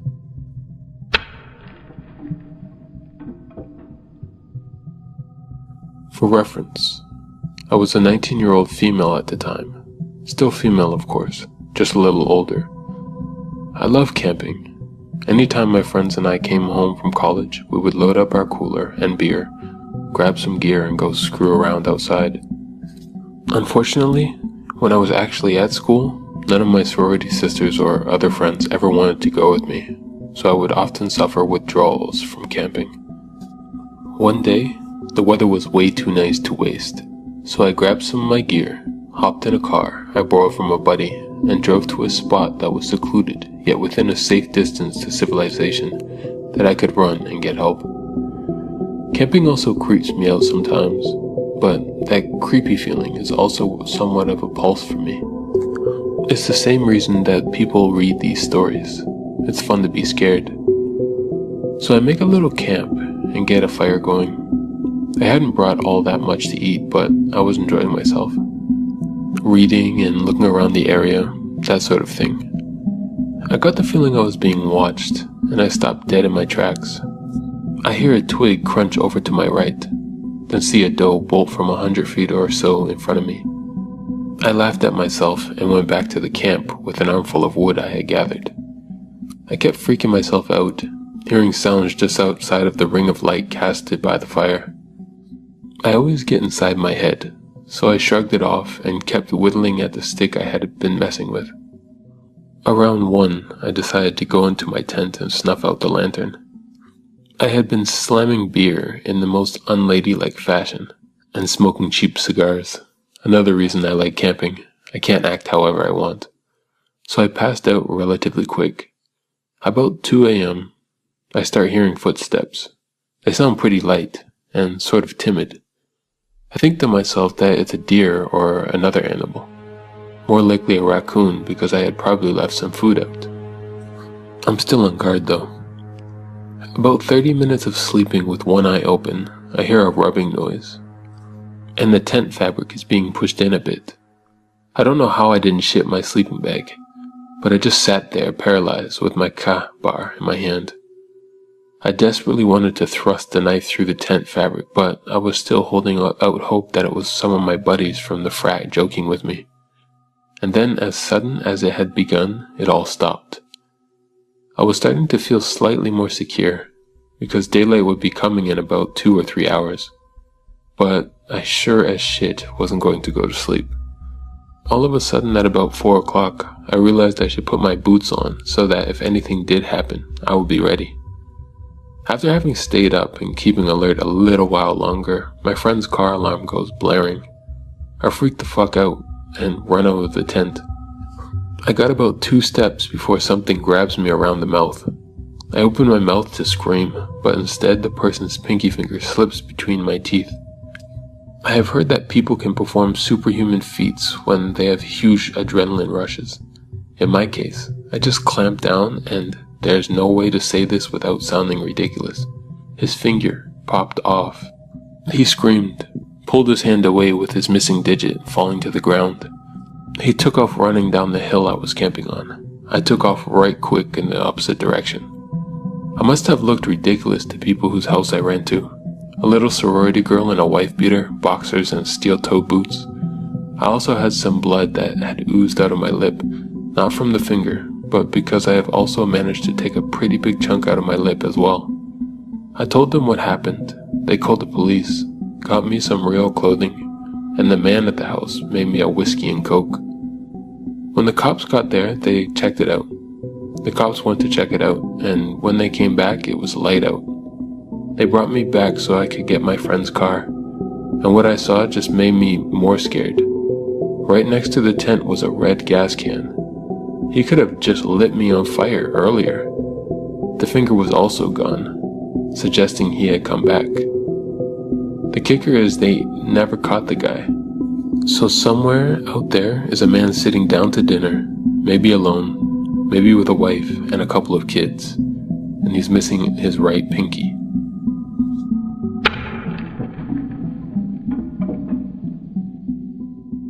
Background.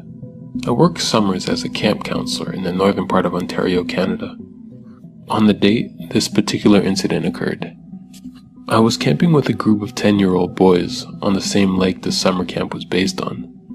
So, like a routine camping trip, we canoed out to the site and set up our tents. Me and my co-counselor, Mike, take turns supervising the kids while they swim, build forts and play games, etc. We cook some food over the fire, sit around and tell stories, cook s'mores, the typical Canadian camping experience. Around 9:30ish, I tell the kids it's time for bed, and they head into their tents, which were positioned a small walk away from the shoreline, but still in line of sight from where we had our fire pit. So the kids have gone to bed, and me and Mike are shooting a shit by the water smoking a cigarette, just basically hanging out before we decide to head into our tents and call it a night.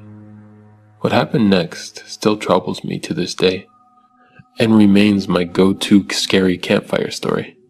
We were both gazing into the pitch-black night water when we saw a small light approaching us slowly and slightly above water level.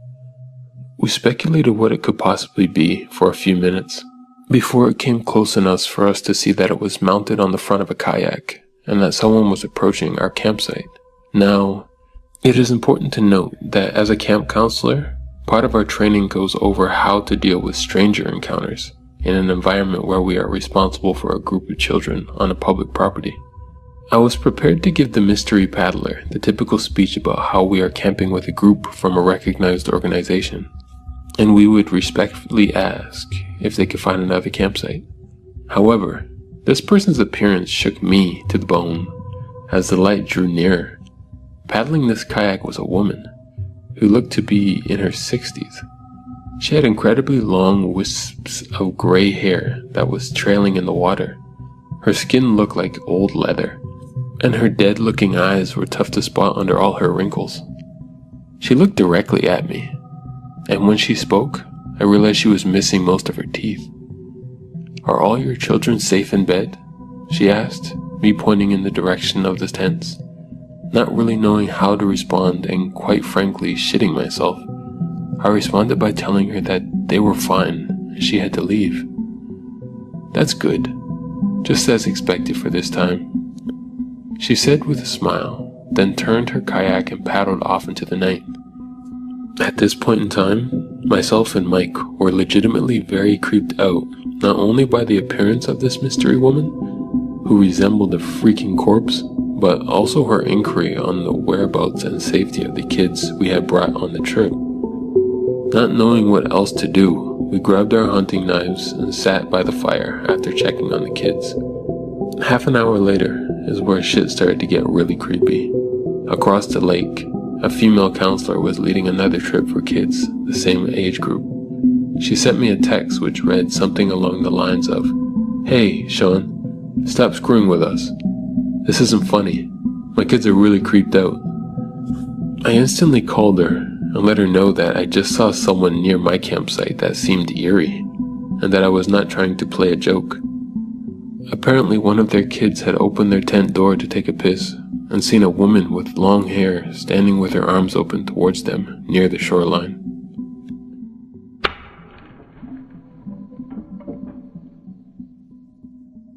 In May 2009, I had just broken up with my girlfriend of almost 3 years. We had moved from Calgary to Toronto, and were still stuck living together after the breakup, as we didn't know many people in the city yet. Needless to say, the situation was pretty stressful and upsetting, so when a buddy I was going to school with at the time suggested a weekend camping/fishing trip, I jumped at the chance. He grew up in an area about an hour outside of Toronto called Flamborough. It's really beautiful. Loads of lush forest, farmers' fields, and small rivers and creeks. We decided to camp and fish along a creek called Grindstone Creek. It's close to some wetlands, and the fishing is supposed to be great. We ended up setting up our camp in what was probably a farmer's field. I'm guessing it was trespassing on our part, bordered by a gorgeous forest. We spent the evening fishing, shooting the shit, and drinking some quality craft beers. As it got darker, we made a little fire and roasted potatoes and hot dogs. All in all, it was a really good night. We turned in just after midnight, and we shared a tent.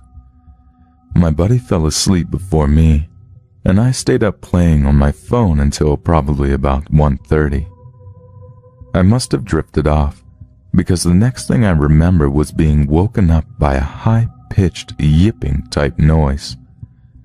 I was kind of groggy, and it took me a moment to fully wake up. The yipping was incessant, and it sounded like a weird coyote.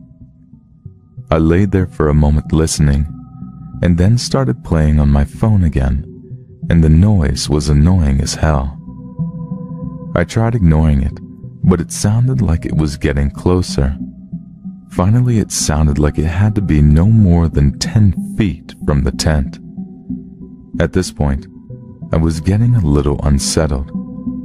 I had seen coyotes in Calgary before, and I thought of them as pretty harmless. They never looked much bigger than a smallish dog. But what if this one was rabid or something? What if it could smell our food? I had a pretty bad anxiety disorder, so I'm prone to worrying about these types of things. I nudged my buddy to see if he was awake, and he was. The noise woke him up too. We discussed what to do about the coyote, and as we hadn't brought anything to scare off critters, not a BB gun, nothing. Finally, he decided he would shine the flashlight on it and holler a lot, hopefully scaring him off. He unzipped the tent, and I watched him pointing the flashlight out into the darkness. I'll never forget what happened next. His leg suddenly went all wobbly, and he sort of stumbled backwards into the tent. He had a really dumbfounded look on his face when he looked at me and babbled, It's not a coyote. It's a dude. It's some weird dude. Normally, I would have thought he was messing with me. I'm a huge wimp and scare easily. I won't even watch horror movies. But I've never seen someone that looked that scared. And I never want to see that expression on someone's face again. So I knew he wasn't pulling my leg. The weird yipping and howling type noises were still going on, and in retrospect, it really didn't sound like a coyote, but I guess in our groggy states it was a way for our brains to make sense of it. Anyways, he kept telling me to just look out the tent flap, to make sure he's not crazy.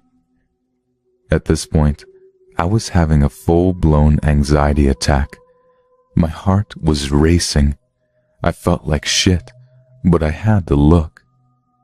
So I slowly peeked out the flap and waited for my eyes to adjust. And that's when I saw him. He was standing only a few arms' lengths away from the tent.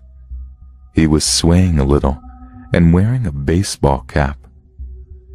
What made it awful, though, what was really creepy, was that he was wearing women's lingerie. That's when I knew there was most likely something very wrong with this guy. If the making high-pitched noises at strangers' tents in the middle of the night didn't give it away.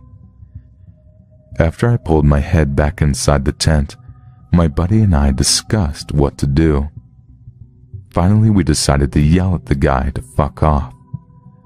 My buddy started yelling, "Excuse me, can you fuck off?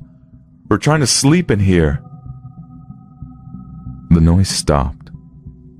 It was dead silent, and that's when we heard footsteps running towards our tent. They stopped right outside the tent, but we didn't waste any time, and we started yelling again. "Seriously, fuck off! We have a cell phone in here, and if you don't fuck off, we're going to call the cops." With that, we heard him walk by the tent and head off. Sounded like he was moving towards the road. Needless to say, we laid awake, petrified until the first sight of sunlight. Then we hightailed it the hell out of there. We discussed our experience on the way home, and were both pretty embarrassed about how scared we got. It definitely was not manly on either of our parts. And I think because we were both ashamed of how we let some weirdo freak us out so much, we really haven't ever talked about that day since.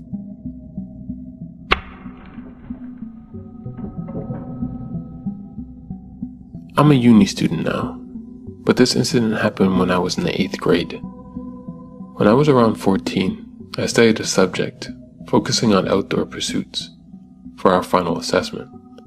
2 teachers took my class on a one-night camp where we could do activities like rock climbing, kayaking, trail walking, etc.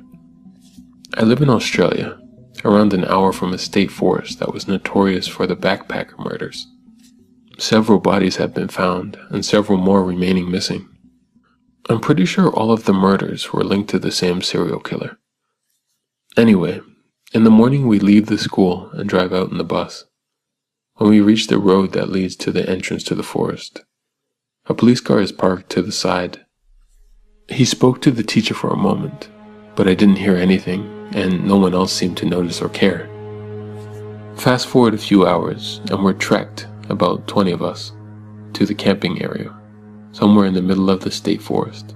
Some parts are state, some are privately owned, I think.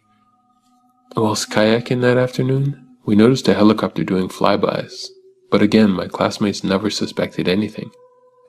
A couple of mates and I were the first to leave the water, and helped the teacher with some equipment and started building our own rafts. I was standing off to the side when one of the national park guides walked over to one of the instructors and talked in a hushed, slightly stressed out tone. I remember hearing the instructor say stuff like, "You're kidding. I don't believe it." He just looked shocked and taken aback. So at this point, I started connecting the dots, but I didn't say anything to my school friends. Around dusk that night, I got to use the toilet block, which is around 100 meters from the main campsite. As I go in, I remember a guy walking around the other side of the block. I didn't see him very clearly in the diminished light, but he kept glancing around, with nervous body language. I couldn't see his face clearly. He wasn't part of our party, and to me, it just didn't fit. I didn't think much of it at the time. Fast forward to the next morning, when we get back to the car park, the teacher tells us that a body was found in the dam, not far from where we were. They didn't want to tell us so as not to frighten us. We later found out it was a young guy who was killed with an axe, and the guy who did it was related to the serial killer who hunted in the same area. I don't know if that guy I saw had anything at all to do with the murders, but it freaked me out a lot afterwards. Haven't been camping since.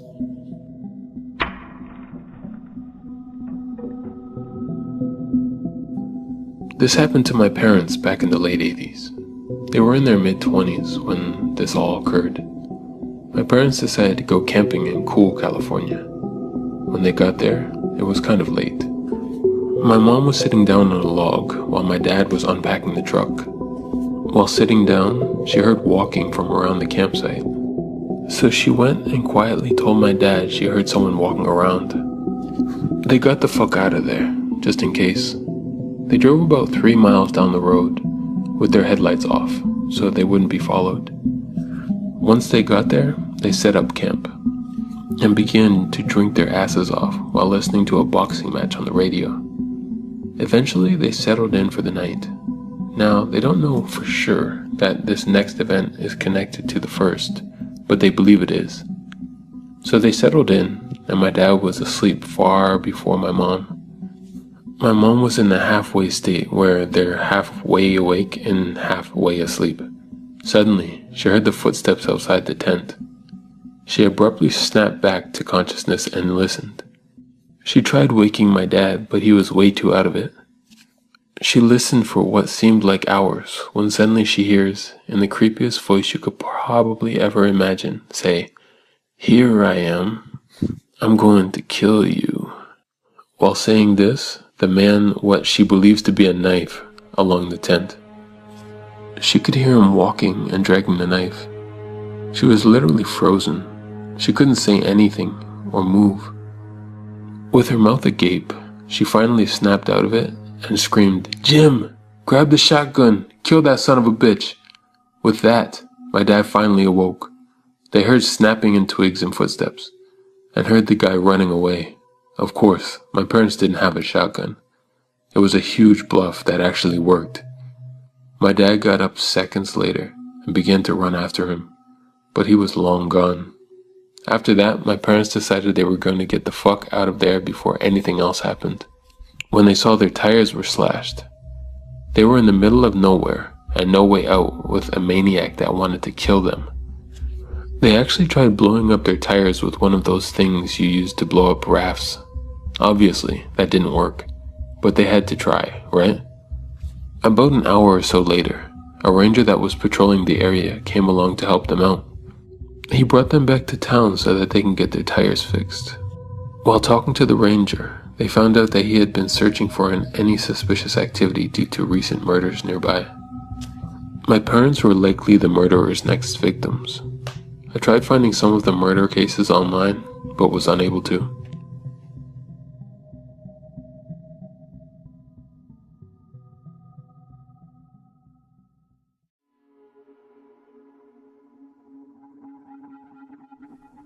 My mother recently told me this story.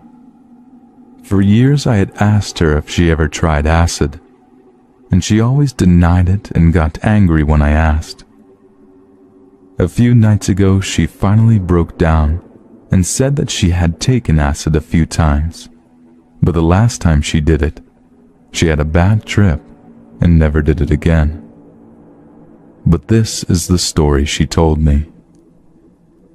In the summer of 1976, my mom got tickets to go see the Rolling Stones in New York City. She can't remember exactly where in the city. My mom and her 4 friends, they were all about 16 to 18, all got in my mom's car and drove down to the city from Albany, New York, where they lived. It's a good few hours from the city. They got to the show and met up with someone in the parking lot who was selling acid.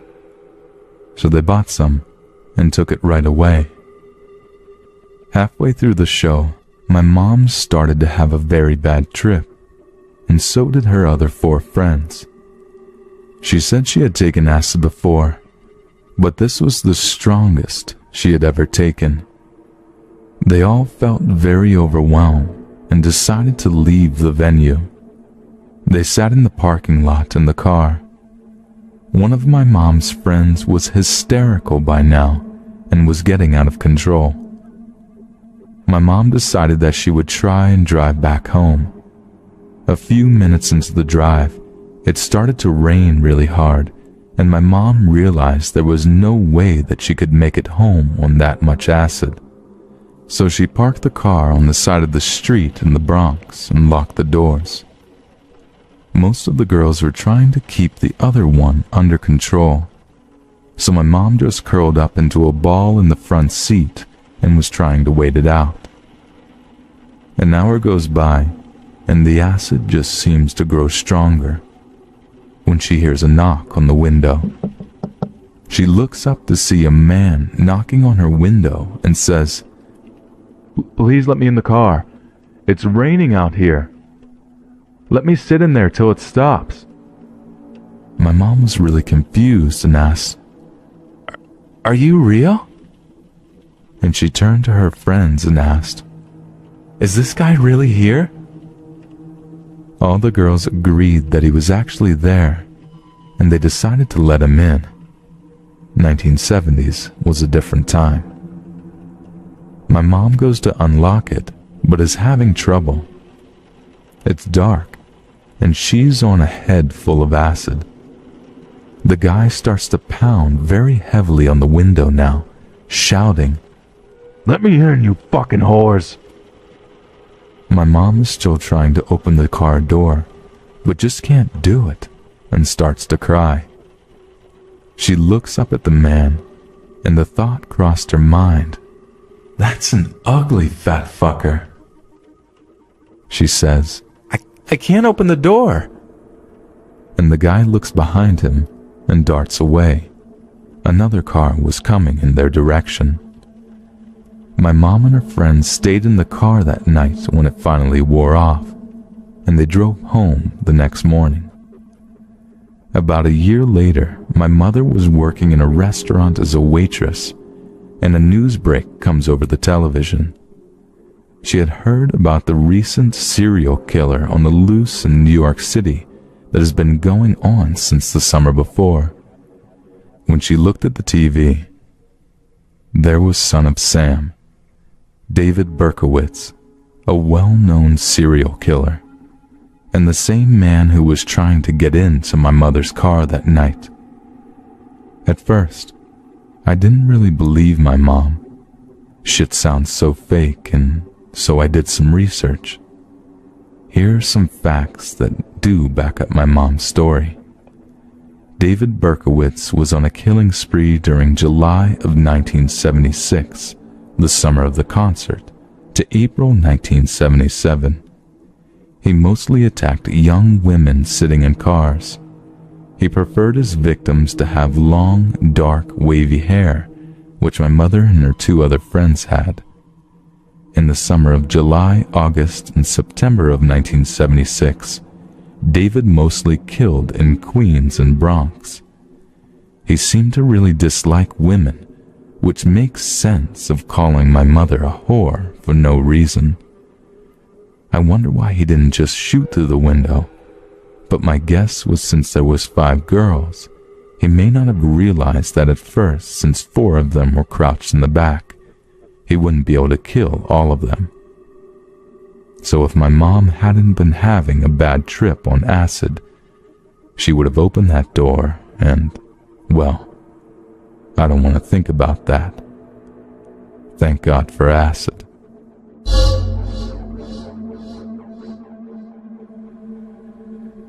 I didn't accidentally stumble into LSD. I have done mushrooms about 5 to 6 times, the last being a year ago, and never experienced anything that resembled a bad trip. I have also read countless articles about LSD. I'm the type of person that likes to know exactly what to expect when taking any drugs. I knew exactly what to do to have a good trip and how to stop a bad trip once you feel it coming on. But sometimes, reading and learning cannot prepare you for what is to come. I'm not going to describe to you every detail of the trip, because to be completely honest with you, I'm not ready to even think about certain aspects of this trip. It literally scares me to the deepest parts of my soul. It happened last Friday night. I had been in a friend's house drinking. Mistake number 1. I would advise anyone thinking about doing LSD or even shrooms to not drink beforehand. It was a cold and rainy night. Mistake number 2. I would say that cold weather has a definite impact on a trip. I wouldn't necessarily say that you need to do it on a warm and sunny day, but those are the ideal conditions. We were going to head to a house party of another friend's, and right before leaving, my friend told me that he had a few hits of acid and asked me if I wanted to try some. I said sure. Mistake number 3 and 4. Do not suddenly do LSD. Try and plan your day around it and know far in advance that you are going to be taking a trip.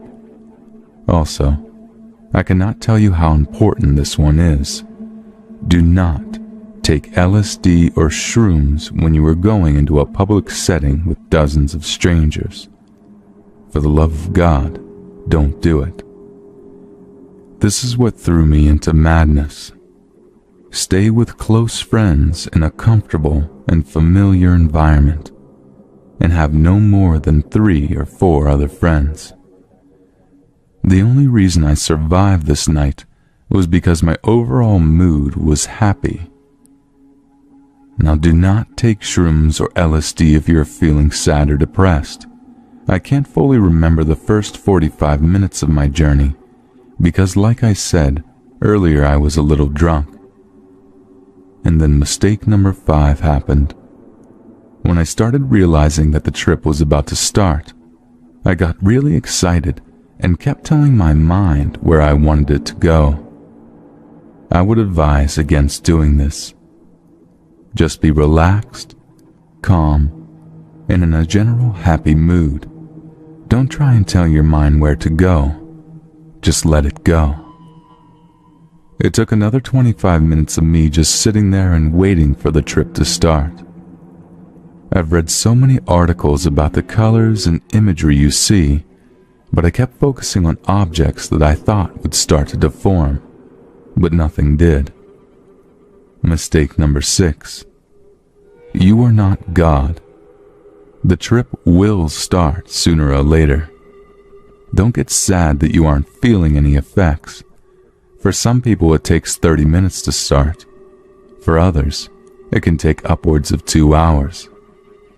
I knew this before I took the LSD, but for some fucking reason I didn't listen to the previous warning I had learned about. I started getting more depressed and thinking that I was different and that I wouldn't get to see anything out of the ordinary. Boy, was I fucking wrong. The next half an hour was about the same, and then it started.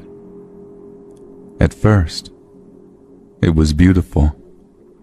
I was sitting in a room with 2 of my friends, and they were talking about just random things. But every word they spoke felt like it came right out of their mouth like a wave and absorbed into my body.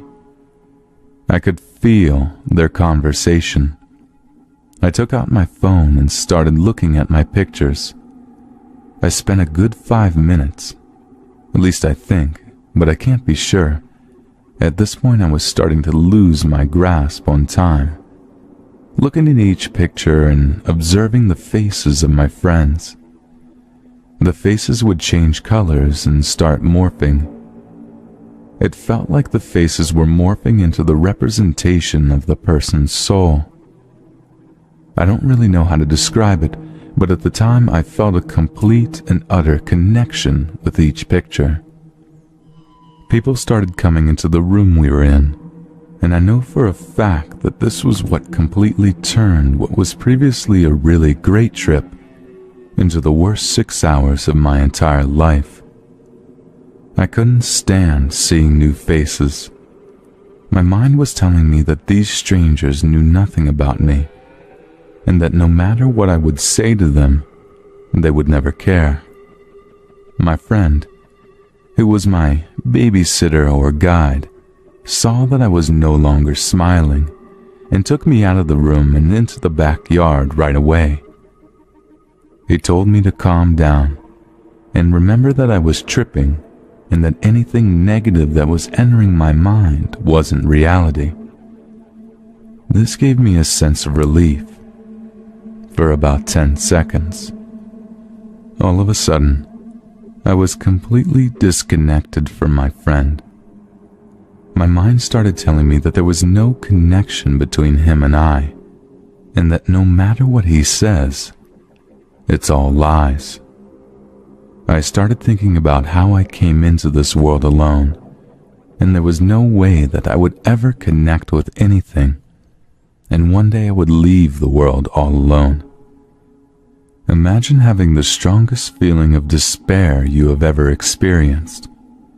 Multiply that by 10, and you might understand what I felt at this moment. I told my friend that I'm completely cool, and walked off. These were the first words I had said in over an hour, and the last words I spoke for the next 6. I went into the house and decided to go into the bathroom and wash my face and try to regain reality. The bathroom was small, and this made my trip about 5 times worse immediately. I felt like I was trapped in this room, and that this was hell. This was where I would spend the rest of eternity. I tried opening the door, but I couldn't open the handle. I couldn't even reach for the handle. Every time I reached for it, it kept getting further and further away, like it was avoiding me in an endless hallway. I have no idea how long I was in that bathroom, but it felt like a week. I'm not ready to talk about the next 3 hours of my night. At some point, my friend and babysitter took me to his house and left me there. I asked him the next day why he did this, and he told me that I looked extremely sleepy, and that when he put me down into his bed, that I closed my eyes. He said that he made food and was inside his house for another 15 minutes, and when he came back to the room to check on me, my eyes were still closed, so he assumed I was still sleeping. I wasn't sleeping. At this point, it was too hard for me to try and describe to you what happened in those 3 hours. This is because I'm not ready to even think about it. But know that I remember everything from those 3 hours, and they were the worst 3 hours of my life. Fast forward through those 3 hours, and we introduce Miriam. I don't know why I named this figment of my imagination Miriam, but I do know that its name is definitely Miriam. Miriam is not a man and is not a woman. It's almost impossible for me to describe to you what Miriam is, but I'll do my best. Miriam is everything, and Miriam is nothing. It constantly talked to me, but it never spoke any words. Rather, whenever Miriam portrayed a thought, I just knew what it was. Miriam didn't have a face, nor body, nor even anything that I can describe to you.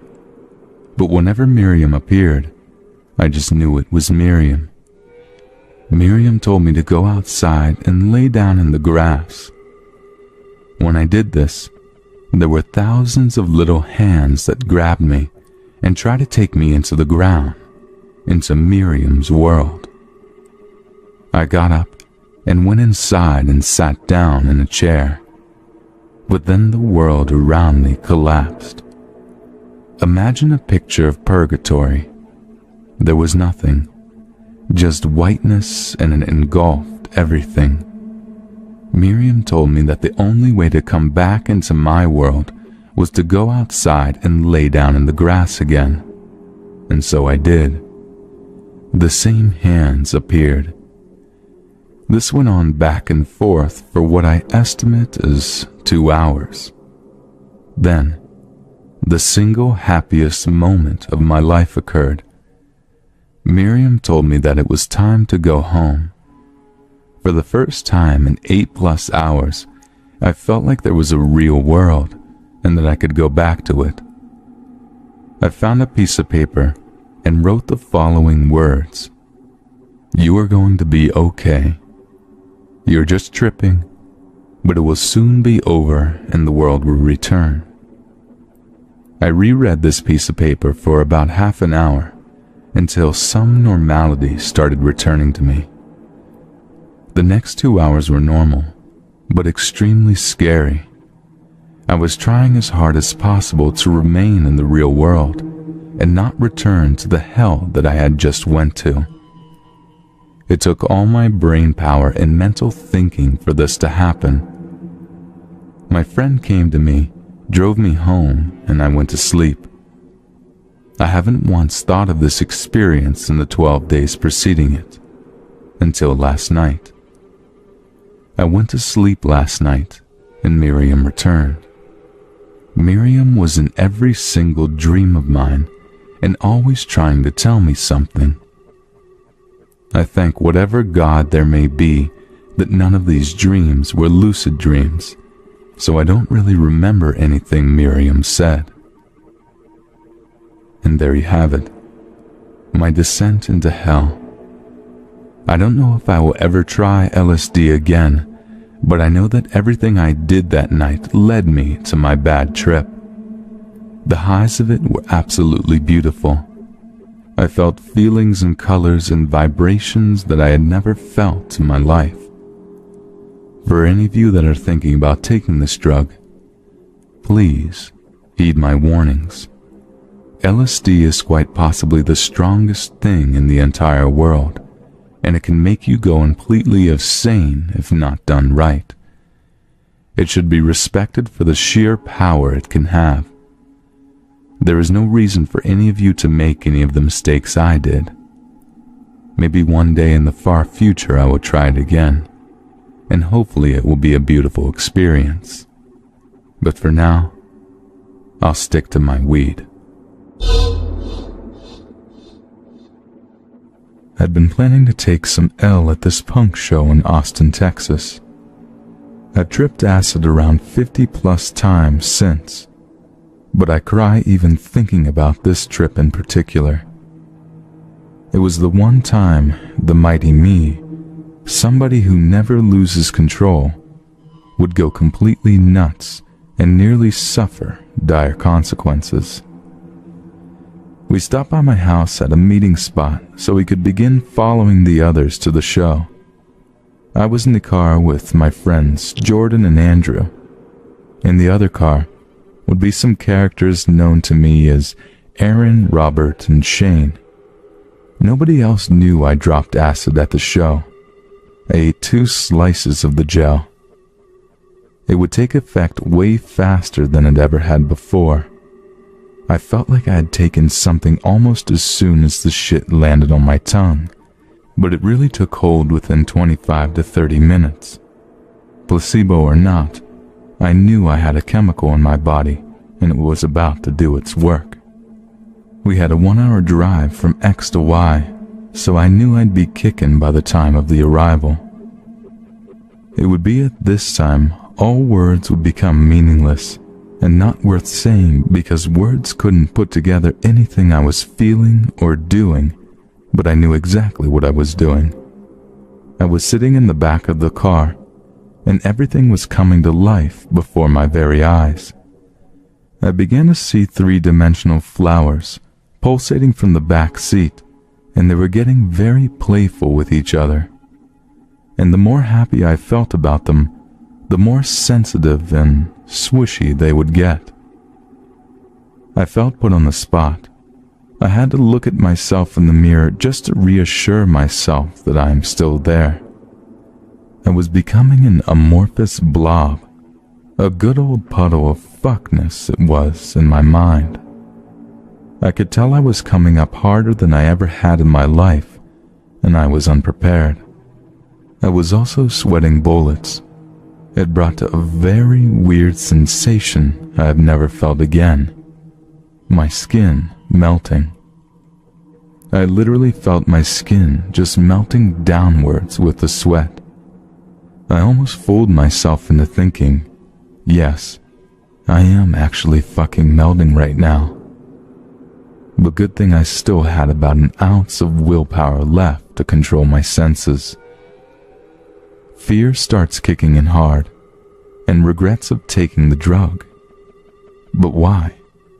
I repented in my mind, praying for us to get to this damn show faster, so I can just get it over with. I remember this being a very important thing to me, even though the thought of being there scared me to death.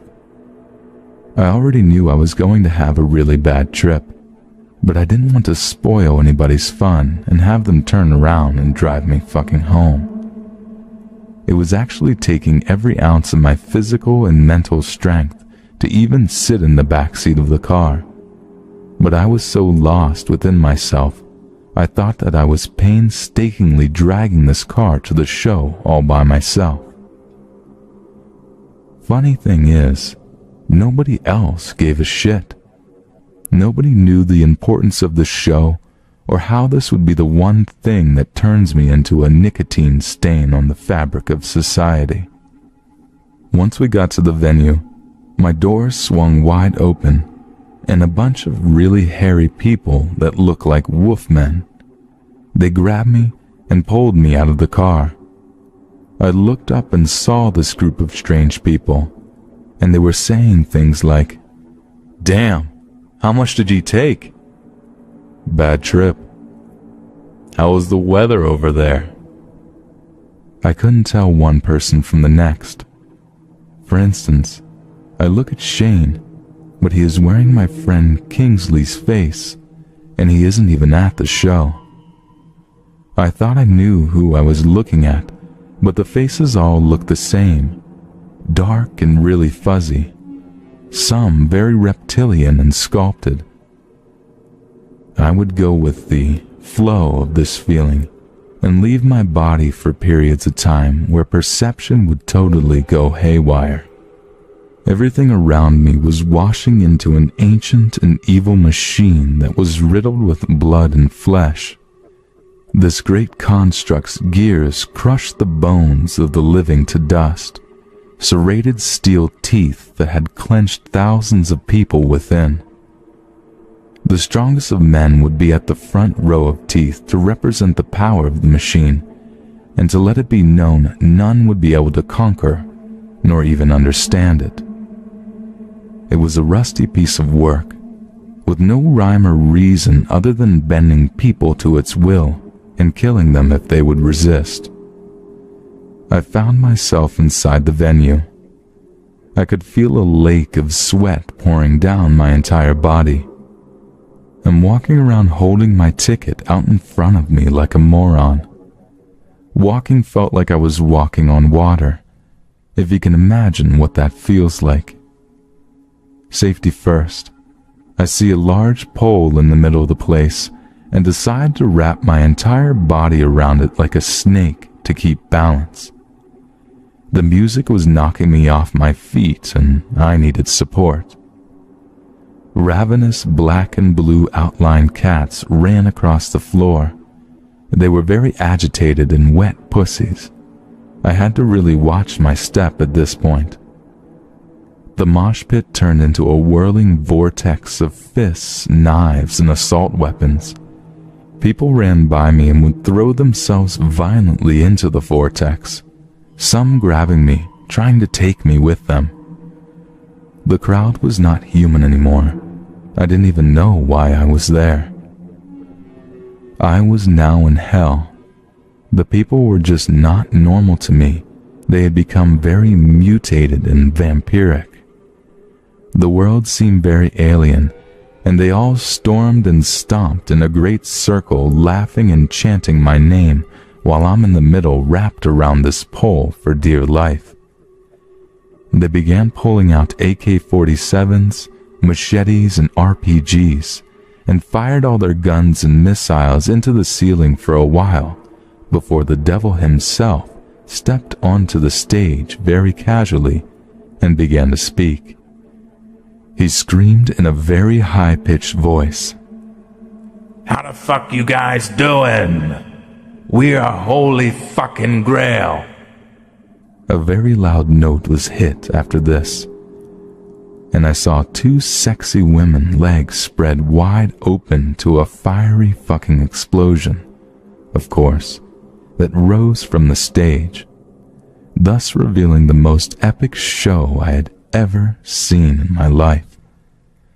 The frontman, Satan, was growing to a gargantuan size as the song began, and for the moment it seemed like it was just me and him. He pointed at my face like something out of a 3D movie and nodded at me. His hair flickered all around and curled into snakes at the ends that hissed at me. He was most definitely welcoming me to my new, chaotic home. All the gutter punks began to have a giant orgy at this point, covered in blood. A lot of them were touching me and trying to assassinate my sense of character and humiliate me sexually. All words and sounds were inaudible other than it sounding a lot like Dragon Force. I let go of the pole and hit my face on the floor.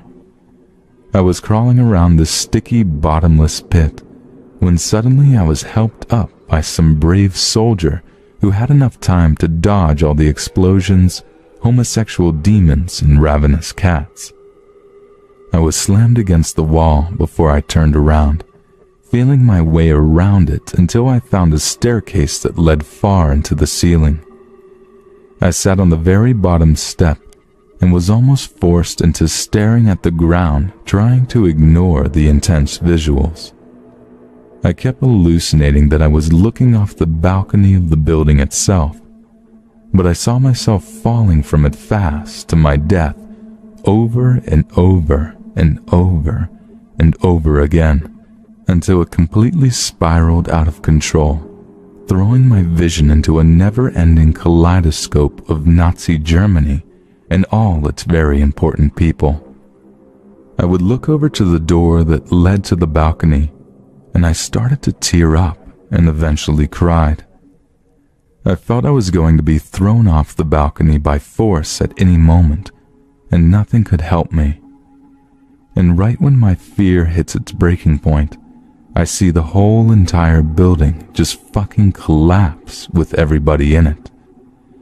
And over and over and over again, this cruel but perfect visualization would repeat itself until I couldn't possibly be any more scared. It was as if my fear itself just broke, snapped in half, and the image of my shattered soul and mind had been burned into my eyes. I saw Jordan in front of me now, and all around him, all I can see is an infinite pattern of stairs cascading violently in and out of each other, with him stuck in the center, trying to get my attention with facial expressions.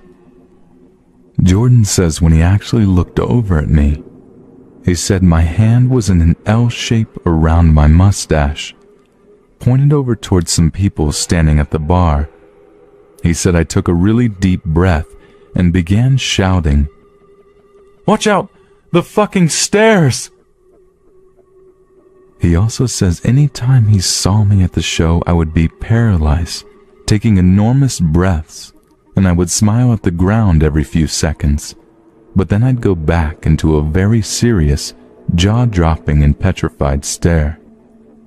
He reports he was worried about my mental state at this time. Now, the worst feeling of all was feeling completely abandoned. I knew that my friends were going to leave without me at this point, and be laughing their asses off about it on the way home, yucking it up and saying shit like, "Yeah, we sure showed that guy," leaving him back there tripping and shit. I just sat back and accepted it like nothing, though. I figured I had already accepted I was dead by this point, and my very soul fabric would be stained for the rest of my life. No matter what I did, no matter where I sat or stood, or what I thought I could think, everything was a life or death decision at this point. This was do or die. Everything was absolutely hazardous to my health and well-being. I couldn't shake the feeling of being left here to die. I had to put all my trust into my friends, and for them to just drive me to hell and leave me there just wasn't them. Now I would finally see the light. Through all this madness and chaos, this was not who I expected to see in hell. I saw Jesus Christ standing in a window. He was smiling and waving for my attention. I ran to him as fast as I could, and I stood before him for a while, staring straight into his face, gasping for breath, sweat pouring down my face. I was stunned. I couldn't believe what I was seeing, and I was so happy that if anyone could help me in this situation, it would be Jesus. He kept speaking, but it sounded like he just inhaled a shitload of helium, so I couldn't understand. I grabbed him by the shoulders and I yelled, "Thank God you're here." His lips moved again, but I couldn't understand.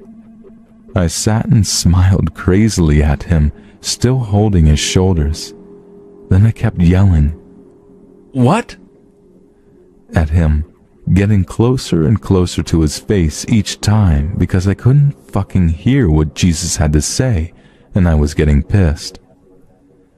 So at some point, one of my friends directs me outside and is leading me away. Apparently Jesus was trying to sell me something cool and shiny.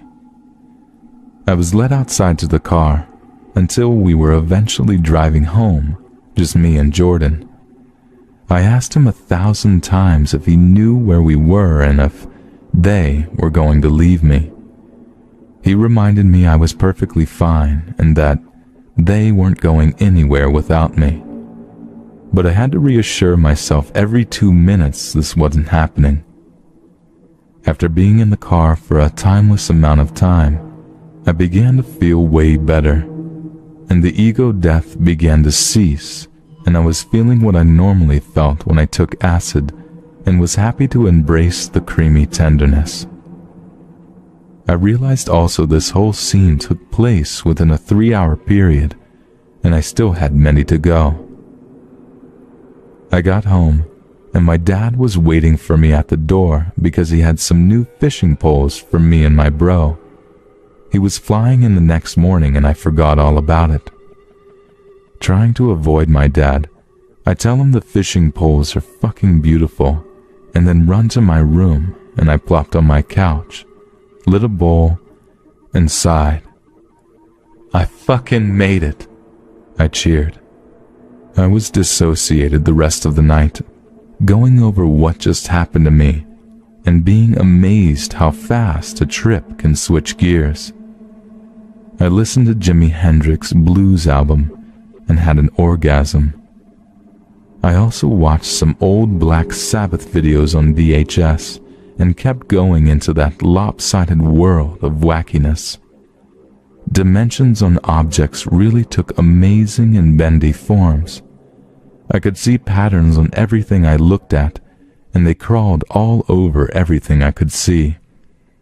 Electricity was shooting out of me in all directions and wrapping around various objects, creating enormous grids outlined with equations and the very fundamentals of geometry.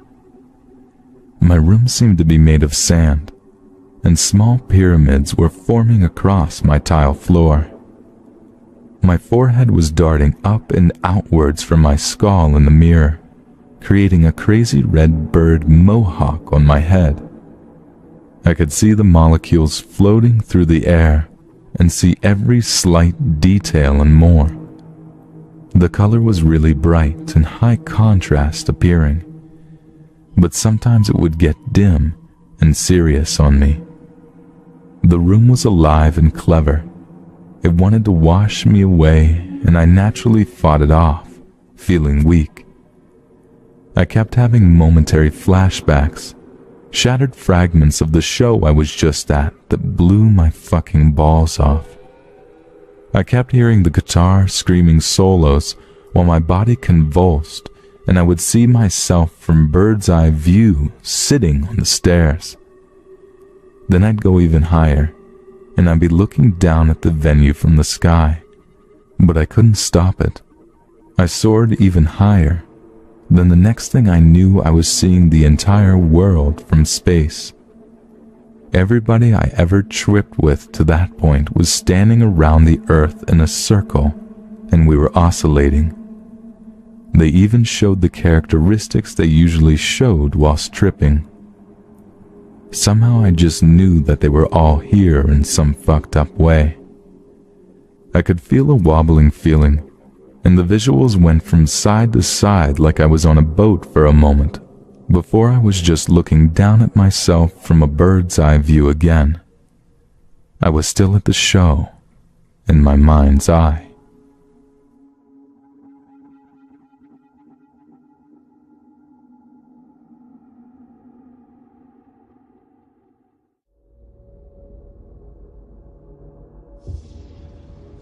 Number 1. I was messaged by a girl on Plenty of Fish. Let's call her Ashley. It was one of those conversations that immediately took off, and we were talking for at least 4 hours straight. We decided to go get dinner. She was even better in person. Beautiful, witty, laughed at all my stupid jokes and the whole bit. We exchanged goodbyes, and that was the end of our evening. We were texting until about midnight when she says, "You're going to hate me. We should just be friends." So I'm like, okay, whatever. She calls me the next day and apologizes, so I give her a second chance. At the end of this date, we start making out like we were in middle school, and she stops us before we get too far and says she's not ready for that yet. Okay, cool. I can respect that. So I get home, and she texts me saying that I was just going to use her had we had sex, and calling me a pig. Okay. So the next day, I get a text from Ashley's phone asking if I knew where she was, and I was the last person to talk to her. Her friend went to her house, where Ashley had apparently left her phone in her car and the front door was wide open. So I told this mystery person to call the cops. When she refused, I said that I would. And lo and behold, Ashley shows up. I had just gone for a walk. Didn't know you cared about me so much, lol. Yeah, okay, I'm done with this situation. The next day I go to work. I usually leave my phone in my truck until lunch. So when I went out for lunch at noon, I had 115 new texts and 48 missed calls. Yep, that's it. I'm done. So I block her number and that's it. Wrong again. She knew where I worked and a rough estimate of the time I got off work, which is almost an hour and a half from where she lived. She tried following me home. I could see her car, and I took a roundabout way of getting home and even ran a few red lights, but managed to lose her. It's been almost a year, and I haven't heard from her since.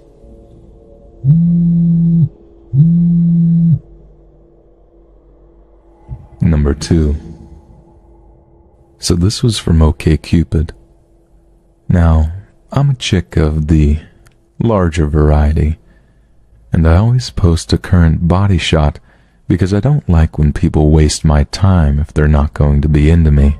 I never got why people post misleading photos, like people aren't going to notice when you meet. So I was talking to this guy. He seemed nice enough and he asked me to buy me dinner. Okay, sure. He had only posted a face shot. When we met in person, he was easily clearing over 450 pounds. Not really into that, but I stuck it out because he seemed like a nice person. We get coffee first, and then walked over to the restaurant. Now, I'm no athlete, but I do like to hike and rough it in the woods from time to time camping. I may not be winning any marathons, but I can walk for miles. This poor dude was wheezing within 20 feet of walking. Clearly it was an effort for him. I felt bad for the guy, and I try to be open-minded, but I can't date someone that unhealthy. We get to the restaurant, which was really good, and he tells me about himself and his life. He told me about his roommate, who was dating a crackhead that would fuck all over the place with the doors open, do all kinds of hard drugs, and were just slovenly dicks. He also told me he was a dom in the BDSM sort of variety, and started to imply we could go make out later and he would top me. I said I had to leave after dinner and scooted as soon as it was polite to do so. 6 to 7 months later, I try my luck again, this time with a photographer. We got along okay, conversation went well, and in the course of the date he asked me about bad dates I'd been on. I brought up the larger guy from before and mentioned the wheezing and the pushing to top me. He asked if the guy's name was so-and-so. Turns out, I was on a date with the guy's roommate. I don't use dating sites anymore.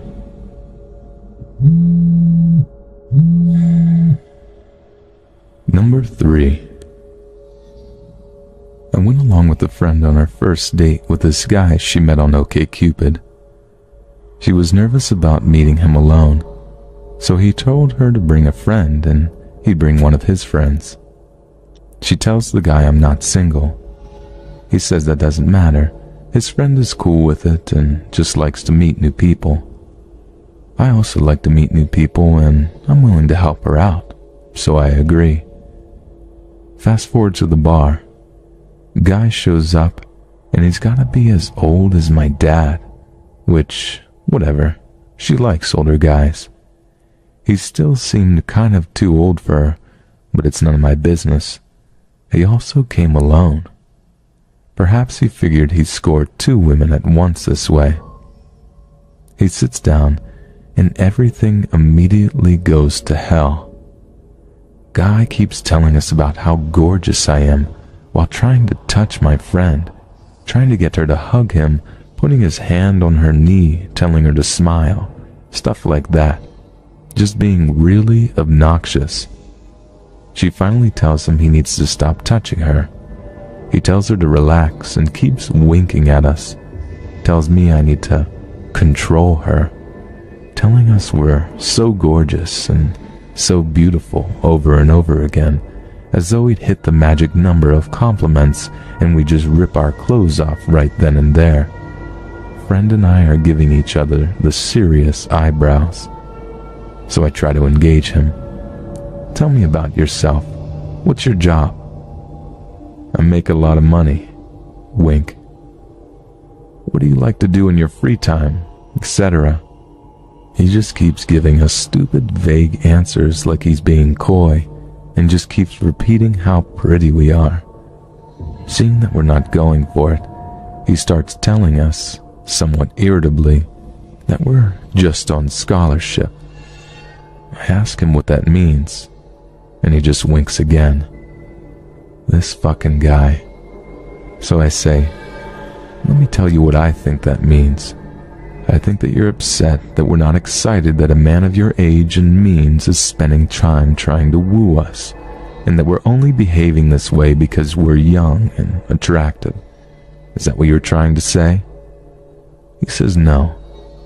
I start to ask him again what on scholarship means, and he interrupts me, holds up his finger, and says, "You're gorgeous, but you really need to stop talking." Date over. Friend and I are agape. He fucking winks again, like he didn't just tell me to shut my mouth. Friend says, "Okay, we're done here. Good night." We stand up and go to another table in the same bar. He doesn't follow, though he does come by later to apologize. Apology not accepted. Saw him around the bar later trying to foist his charms on other young women hanging about and having just about as much luck. What a douche. Number 4. Around March of 2014, I started talking to this girl on Tinder. She seemed cool and fun, and after about a week of talking, she suggested we meet up in person. She invited me to this coffee shop, and I accepted. However, the day of, she started messaging me saying she had to tell me something. Her pictures on Tinder weren't actually of her, and yes, she was a guy. He claimed he really liked talking to me though, and begged me to still meet up with him. And naturally, I declined.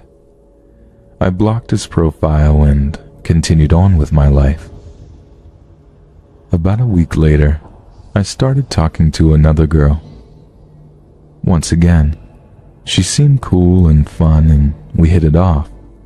She asked me if I spoke to people on Tinder frequently, and rather stupidly, I told her about my previous encounter with the man lady. She asked me if I wanted to meet up, and I said sure, as long as it was in a public place. We decided on a cafe, and the next day I sat at the table, waiting. 5, 10, 15 minutes had passed, and she was nowhere to be found. I then peered out the window and saw, from across the street, a man staring at me intently. I looked away, waited a few seconds, and looked back. He was still standing there. At that point, I left the cafe, got on my bike, and booked it home. I was definitely a little freaked out, but tried to pull myself together and reasoned that no one could have followed me. I then deleted my Tinder profile, and things were normal for a few weeks. About 3 weeks later, I started getting phone calls. The numbers all showed up as unknown. I picked up the first few times to some guy breathing heavily into the phone. I was already a little freaked out. After about a day, I stopped picking up any call unless it displayed the caller's name. I then started receiving text. At first, they were pretty harmless, calls for attention and begging me to meet in person. It then changed to very sexual texts, until eventually the messages became threatening, and whoever was messaging me started throwing out my family and friends' names and whereabouts, saying she would get them involved unless I answered. Because they were texting me, I could see a displayed number. But when I called phone providers, they told me the number couldn't be traced and that it was probably a track phone. Great. I waited about 2 weeks, not responding to the texts, thinking I shouldn't feed the troll. But eventually it became too much. I started getting upwards of 50 texts and phone calls a day. I would wake up to 10 to 20 texts every morning. I then decided to change my number altogether. The texting and calls stopped for a while, but sure enough, started happening again. I called my phone provider asking if they ever gave out numbers at a user's request, and they said their policies stated that they wouldn't and couldn't unless valid identification was provided. Then one day, I tried logging into my Facebook, but was denied. Within a day, friends started contacting me, asking what the hell I was doing, saying that they were getting terrible messages from my account. In particular, one of my girlfriends was receiving messages about her mom who died years ago. I apologized profusely and told people what was going on. I contacted Facebook and explained the situation, and they helped me access my account again, at which point I deactivated it for a while. Enough was enough. I decided to contact the FBI, explaining what had been going on for over a month now. They documented everything, but told me since I, or any of my relatives and friends were in no immediate danger, they probably wouldn't be able to do anything. At that point, I felt stuck. I thought about hiring a private investigator or a hacker. I decided against it, however, and just hope it would fade out if I never answered. I left my Facebook deactivated and ignored any texts or phone calls. I never had any trouble at home, but some of my closest friends received the occasional texts as well, which weirded us all out. I hated that they got dragged into it. One day I came home and things felt very eerie. Doors unlocked, windows open, and no one home. A strong breeze running through the apartment. I did a check of the place and found nothing else weird, so I locked everything up and just waited for my roommates to get home. It's been almost 7 months now. The calls and texts have more or less stopped. I'll get an occasional text, but at most once every 2 weeks. At the peak of it, I was receiving almost 100 texts a day. It definitely affected my social and personal life. I became much more wary of the people around me and my surroundings. I just felt like I couldn't really focus on anything until this stopped. Work was difficult, though I tried to maintain my composure as best I could. Everything was just weird. Life was weird. I've since stopped using all forms of dating apps and websites. Things are getting back to normal at this point, and I just want to put it all behind me. I'm moving at the end of this year, so it'll be nice to have a fresh start in a new place. I'm not going to sit here and say all dating apps are dangerous and no one should use them. but definitely cover your bases. Ask more questions before meeting someone. FaceTime them first. Skype. Anything. I was naive about it, and I regret it. Be safe, stick close to your friends, and try meeting people in more traditional ways.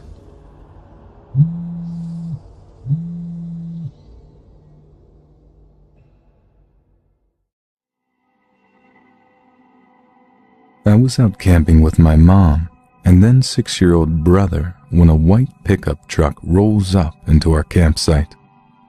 3 or 4 guys get out of the truck, all wearing small bright white lights attached to their hats that blind us from seeing their faces much.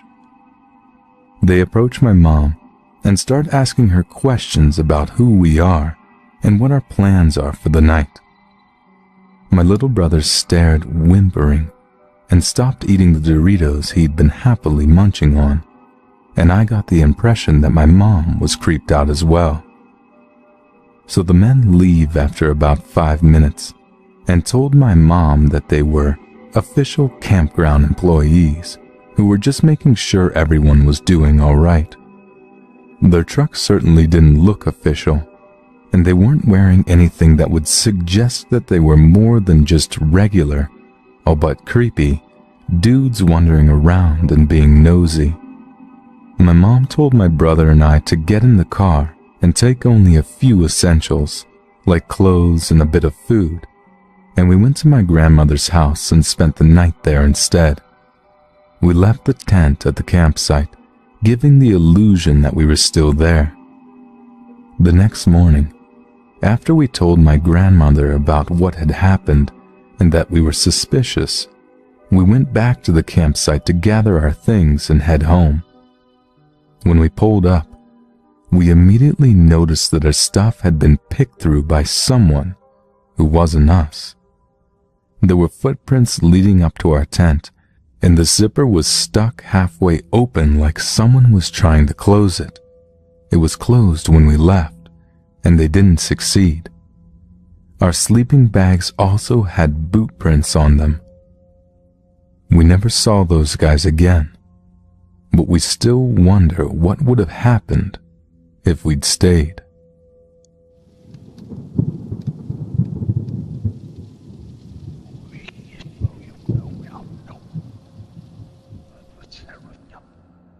Last week, my wife asked me if we could go camping. She loves nature, me, not so much. Nonetheless, I said we could go to make her happy. She is excited as hell, so we pack up all our stuff and head out the very next day. We wake up pretty early and drive out to a small secluded place of land that my parents own. We make camp there and spend a couple of hours setting up the tent and the campsite. By this time it's the middle of the day, so we get ready and go hiking. It's beautiful up there. No cell phones, no people, no worries. It's the fucking bugs that get to me. I can't stand those damn things. After a while of hiking, it starts to drizzle, so we decide to head back. We get back to the campsite just as it's getting dark. We make a fire, eat, roast marshmallows, and tell scary stories. It was a great time, but eventually my wife starts getting a little tired, so we decide to go to sleep. We get in our tent, and I roll out our double sleeping bag and we both get in together. After a while of lying there, my wife starts to shiver. "Are you all right?" I ask. "I'm fine," she says. She keeps shivering and eventually tells me she isn't feeling very well, but doesn't want to ruin our trip. I'm ashamed to admit it, but I was psyched that she said that, because I wanted to get the hell out of there. As I said before, I'm not a big fan of nature. I feel her forehead and she's burning up. I tell her that she may have a fever and that we should probably go home. She looks bummed, but eventually gives in and I get her up and take her to the car. She sits in the car while I pack up our things. In the middle of taking the tent down, I hear her honk the horn a couple of times. I run over to the car and I ask her what's the matter. I saw someone in the trees above the campsite. I wasn't sure if it was a person, but as soon as I saw them move, I was sure it was someone, so I honked the horn, she says to me, looking pale and panicked. I can tell she is upset, but I don't really believe her. So I just tell her to relax and that I'm almost done packing. I go over to the campsite and start gathering our things outside the tent. I step back into the tent to roll up the sleeping bag, and suddenly I hear my wife yelling my name. It sounds like it came from the woods. What the fuck is she doing out there, I say to myself. Help, Jack. My leg is bleeding. I rush out of the tent and look toward where I heard the scream. I glance over to the car and see she is asleep in the passenger seat. A huge wave of fear passes over me. I'm standing there, paralyzed, and then I hear the voice in the woods again. This time, it's behind me. Help me, Jack. Please. It sounds like my wife, but somewhat off, too raspy and deep. At this point, I'm fucking terrified, and I just want to get the hell out of there. I quickly grab most of our things and shove them in the car. I left the tent, but I didn't even care. I got in the car and sped away from that place as fast as I could. When we finally got home, I asked my wife to tell me exactly what she saw when she was in the car. She said it was pale, and she thought it was a naked person crawling behind some trees. She saw them stand up against a tree, and that's when she honked the horn, and they dropped down and crawled away. This is why I hate nature.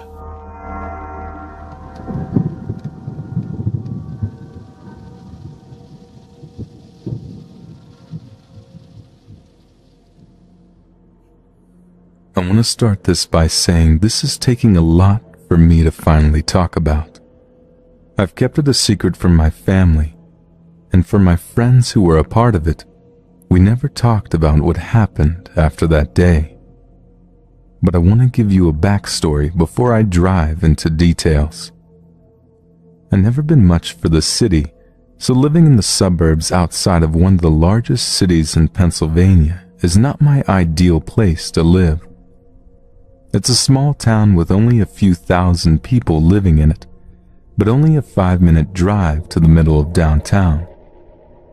My friends and I, country boys at heart, frequently would have fires or go fishing, and even go out on camping trips when we had the chance. My 2 best friends and I all played football together and have grown up attached to each other at the hip. We did everything together, so leaving for college was a scary thought, and the not-so-distant future as well. For our last summer together, after our senior year, we decided to go on one last camping trip before we went our separate ways. My 2 best friends, Kevin and Buddha, his real name is Kyle, but only his parents call him that, wanted to go somewhere that we had never gone camping before. We all agreed to go down to Allegheny National Forest for a weekend of fishing, drinking, and reminiscing. I know, underage drinking, but we were young and dumb, so on Thursday we packed up all of our supplies, fishing poles, bait, beer, and food, and left early Friday morning. The trip took a little over 4 hours, with frequent stops at rest stops to get snacks and drinks because of our lack of planning for the drive.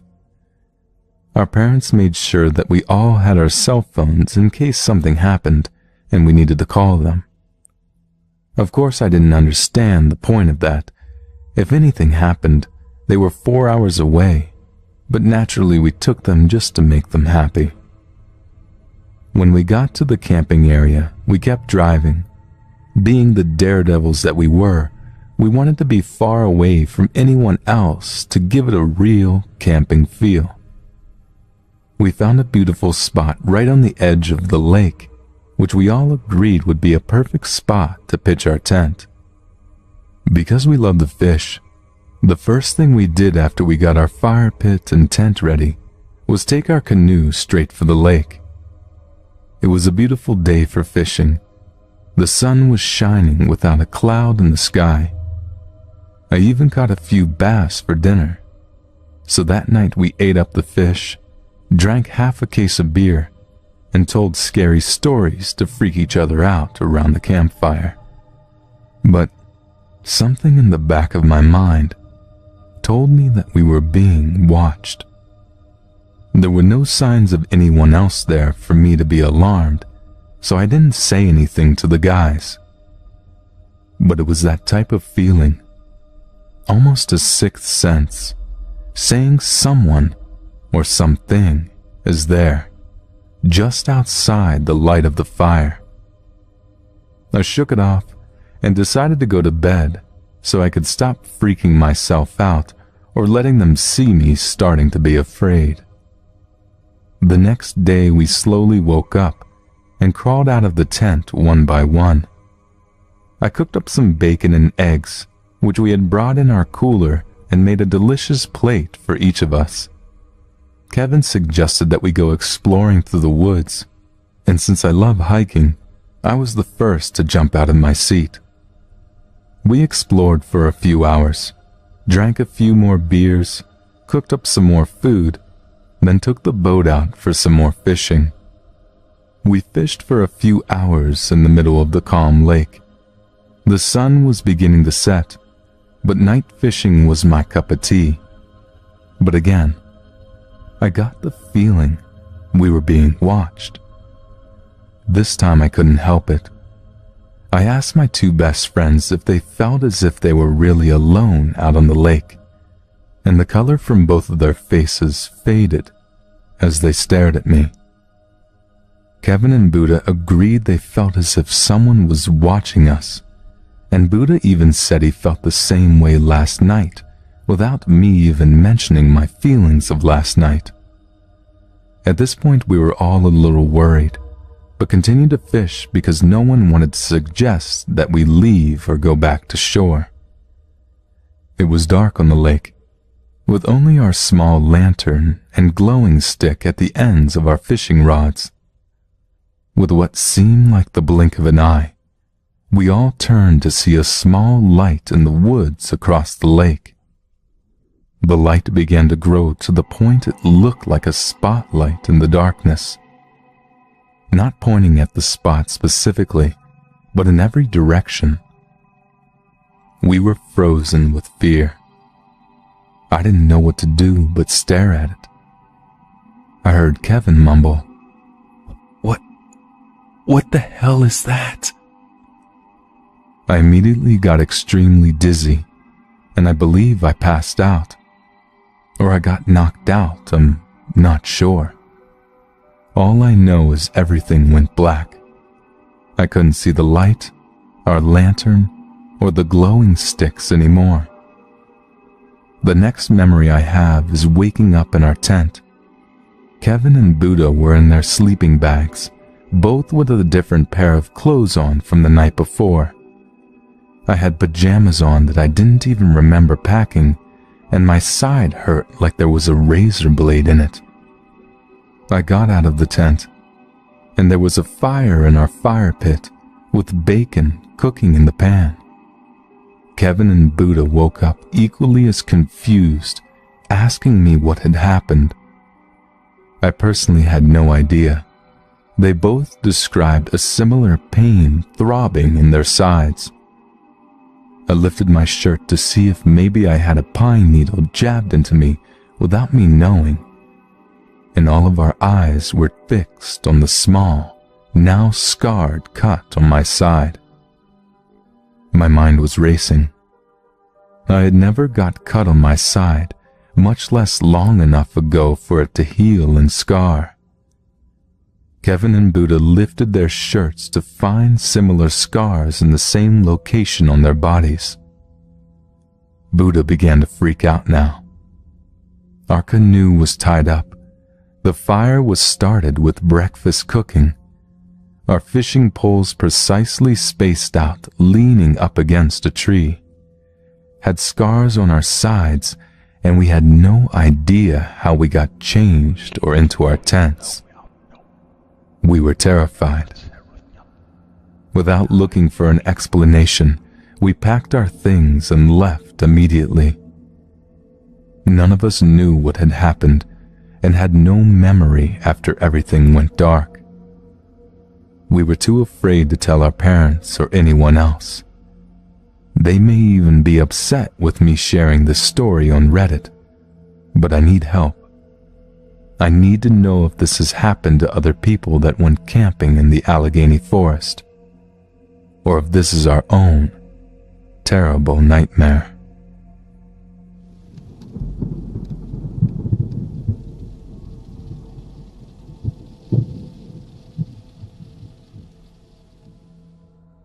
I love camping, especially with friends, as it takes away from the fear factor you inevitably get when it's dark and you start hearing animals making noises around your tent. This was about 10 years ago or so I was around 16 and was with two friends about the same age. We were all male. This happened in the rural countryside of the UK, and we knew a nice secluded spot in the woods with a flat bit of grass. You get to it, and you have to walk along this dirt trail for a couple of miles, and at a point you turn off the trail and go down a very steep hill, which is very difficult to navigate even during the day, as it's so overgrown.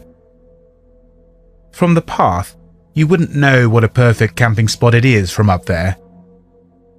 I should also mention this trail takes you a fair way from any roads, houses and lights, so it's really cut off and gives you that feeling you're really fending for yourself. No cheeky takeaway halfway through the night. So we're all having a great time, as you do. We had a fire blazing before it got dark, and we were cooking off of it, so we had a hearty hot meal before bed. It soon got dark, so we all huddled around the fire and started talking about typical teenager stuff long through the night.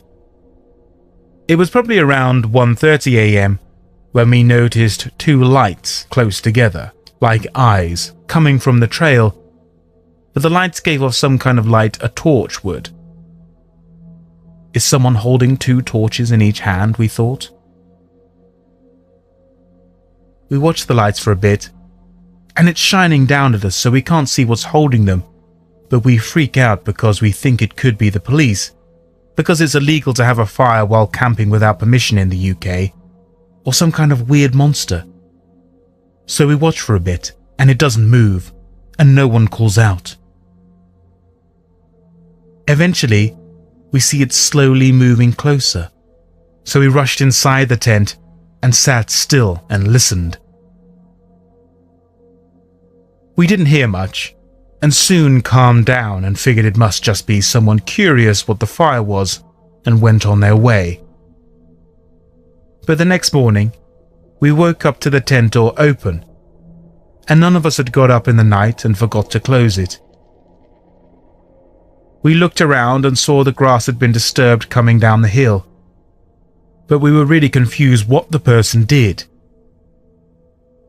I still get chills imagining some old creep just staring at us, sleeping. I still go camping, sometimes alone as well, and I don't worry too much about it happening again. I carry a handheld.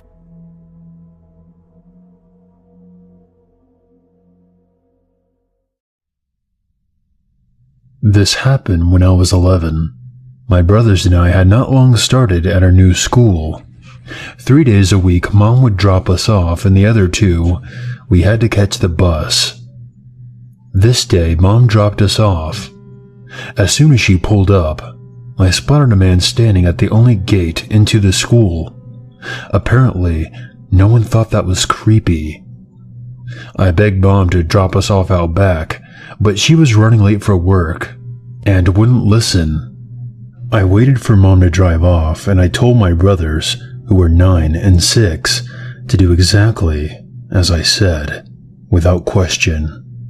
They nodded, and we walked towards the gate. I placed myself between the man and my brothers, making sure I got a good look at him. He was about 6 foot, dark brown hair, tattoo sleeve down his right arm, wearing a black skin-tight t-shirt and camo shorts.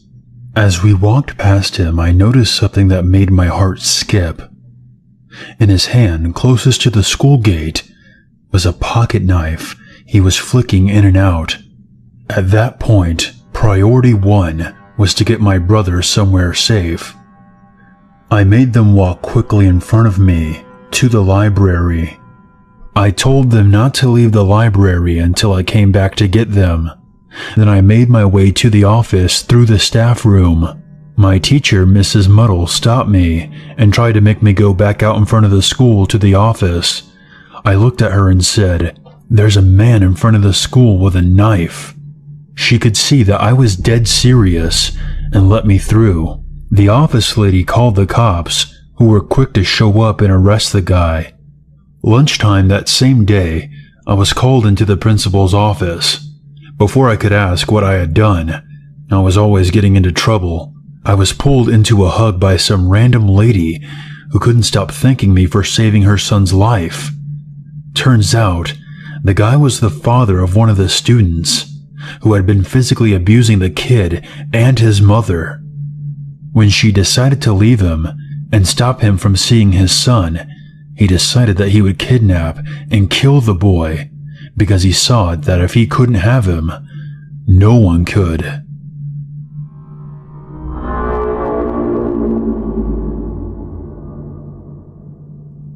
My father passed away when I was 4, the summer before I started kindergarten.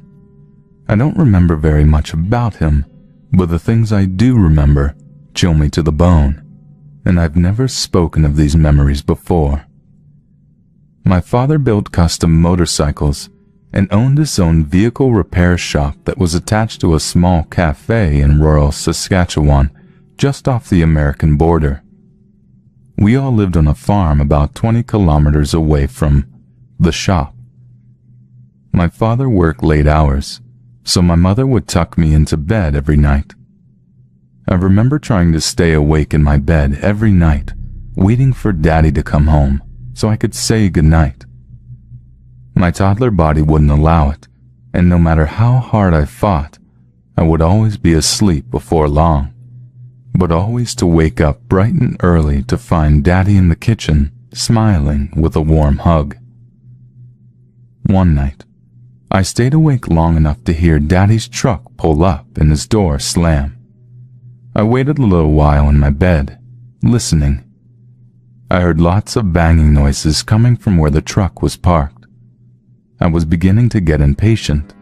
I didn't want to fall asleep before Daddy came in. I got up out of bed and put my slippers on. I was determined to say goodnight to Daddy this time. I wrapped my housecoat around me and slowly made my way to the back door in the dark. I didn't want to wake Mommy up. I pulled open the door, stepped out into the cool night air, and walked through the grass towards the side of the house where Daddy's truck was parked. Daddy wasn't there. The tailgate was pulled down, and there was something dark dripping from the gate into the dirt below. As I was slowly moving my way closer, I heard the barn door slam shut. Forgetting about the dripping darkness, I ran to meet Daddy and tell him good night. When I made it to my father, about halfway between the house and the barn, I noticed that something wasn't right.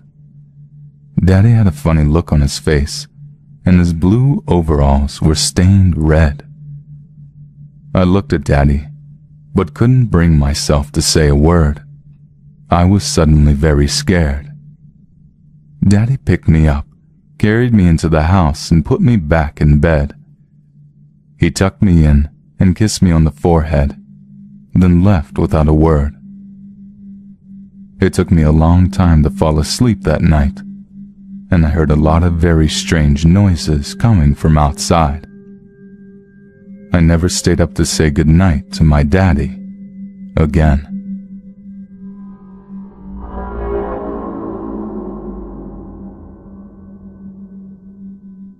When I was a kid, around 8 years old, I took karate lessons at my local mini mall. Just recalling the events of this story fills me with dread as to what could have happened. So yeah, I remember that my lessons were twice a week and an hour long, and my mom would drop me off and pick me up whenever it was over. Most parents would sit in the lobby and wait for their kid's lesson to be over, but my mom would always go shopping or something to kill the time instead. There was a guy that was in the lobby almost every time I had a lesson. He looked older, probably in his 50s, dark hair, long beard, and mustache. I always assumed that he was another one of the kids' parents, but I never saw him drop someone off or pick them up. Something was strange about this, but my 8-year-old brain didn't piece it together that it was weird that some guy would just hang out and watch kids in the lobby of a karate center. So one day I graduated up to a green belt, or yellow belt, or something, doesn't really matter. And my mom dropped me off at the same time that she always did. However, she didn't realize that I was in a different group of lessons now, and I wasn't able to participate in the class. So instead, I decided that I would look for her in the mini mall. The guy started to follow me. He came right up behind me and tapped me on the shoulder, told me that my mom told him to find me because my sister was in the hospital. He described what my mom looked like, what my sister looked like, and that I should get into his van so that he could take me to my parents. I remembered that I started to cry and followed him because I really believed him when he said that my sister was in the hospital. I asked him what happened, and he told me that there was a car accident. I asked him who he was, and I just remember he said something like he was friends with my mom. I remember that this didn't sit right with me because my mom never talked to him when she dropped me off, and I didn't recall them ever saying one word to each other. His van was parked a couple of stores down from the karate center by the sidewalk. I remember being something like 20 feet from the van when I looked behind me and saw my mom shopping through one of the windows in a JCPenney. At this point, the guy was holding my hand and leading me to his van. But I stopped when I saw my mom, and he started to pull me and said that we had to hurry. I remember pointing at my mom and saying to him, "My mom's right there." He gave me another tug, and I resisted and started to scream. He let go of me instantly, got into his van, and sped off in a hurry. In that moment, I realized that I was almost kidnapped. I remembered all the stranger danger warnings that were given in school, but I stupidly thought that because this guy could describe my mom and my sister, he must know them. Instead, he must have been watching me and my family for weeks before he decided to make his move. I remember running into the store, tears streaming down my face, and just giving my mom a huge hug. I tried to tell her what happened, but she just yelled at me and smacked me upside the head for missing my karate lesson. She took me back to the karate center. My sensei explained to her that my lessons were at a different time now that I have gone up a belt color. He probably explained this to my mom before, but as you can tell by reading this, I didn't have the most responsible parents. I tried telling my mom about the guy, who said he was her friend, but she ignored me. She said something like he must have thought I was another kid or something. God, my mom is such a fucking idiot. But I was too young to linger on it or do anything about it, so that memory just festered in me for years. And every year that went by, I became a little wiser and a little more terrified of what could have happened to me if I had gotten in that van.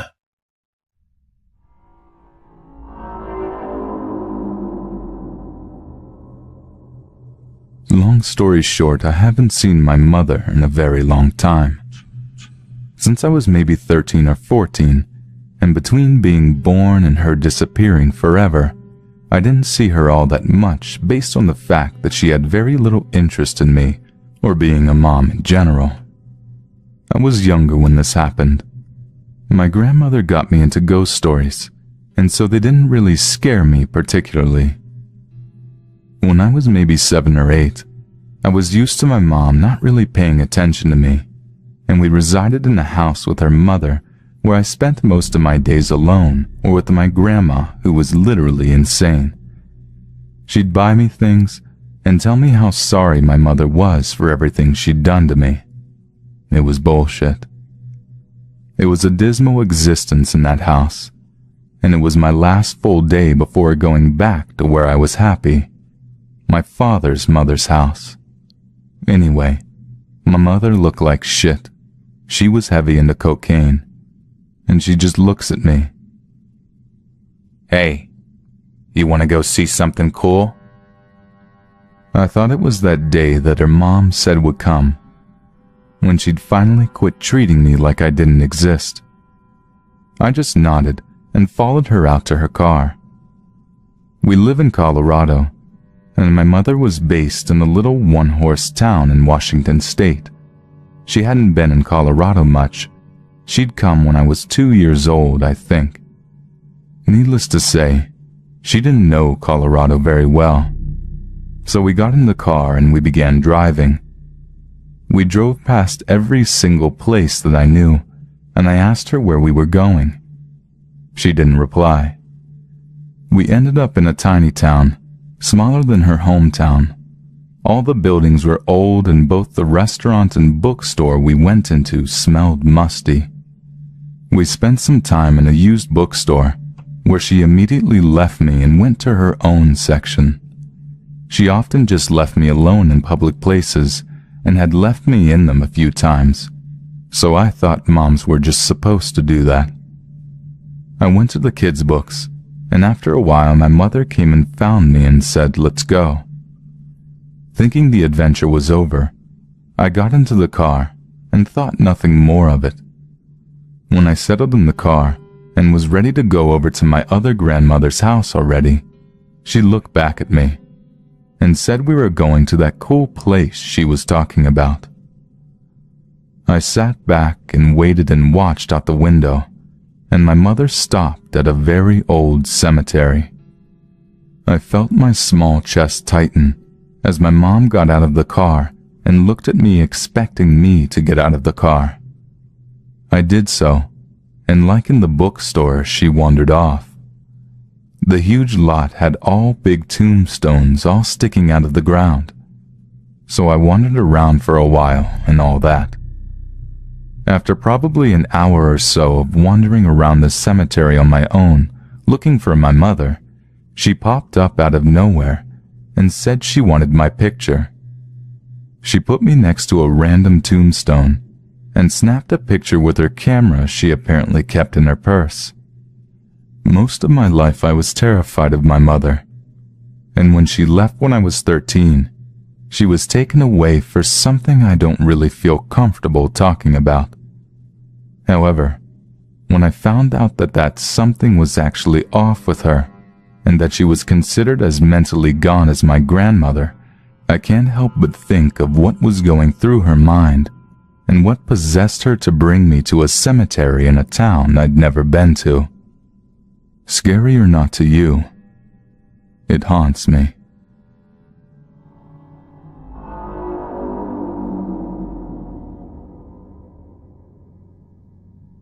This is a story that I've heard from multiple members of my family. It didn't happen to me personally, but I have no reason not to believe what I've been told. I don't know the timeline or any details about the case, but I know that it's definitely true. I had an aunt who lived in Cleveland, Ohio, and worked for some sort of agency helping convicted criminals rebuild their lives after getting out of jail. I don't know the name of the place she worked, but I know that they were involved in the employment of felons as well as lower criminals.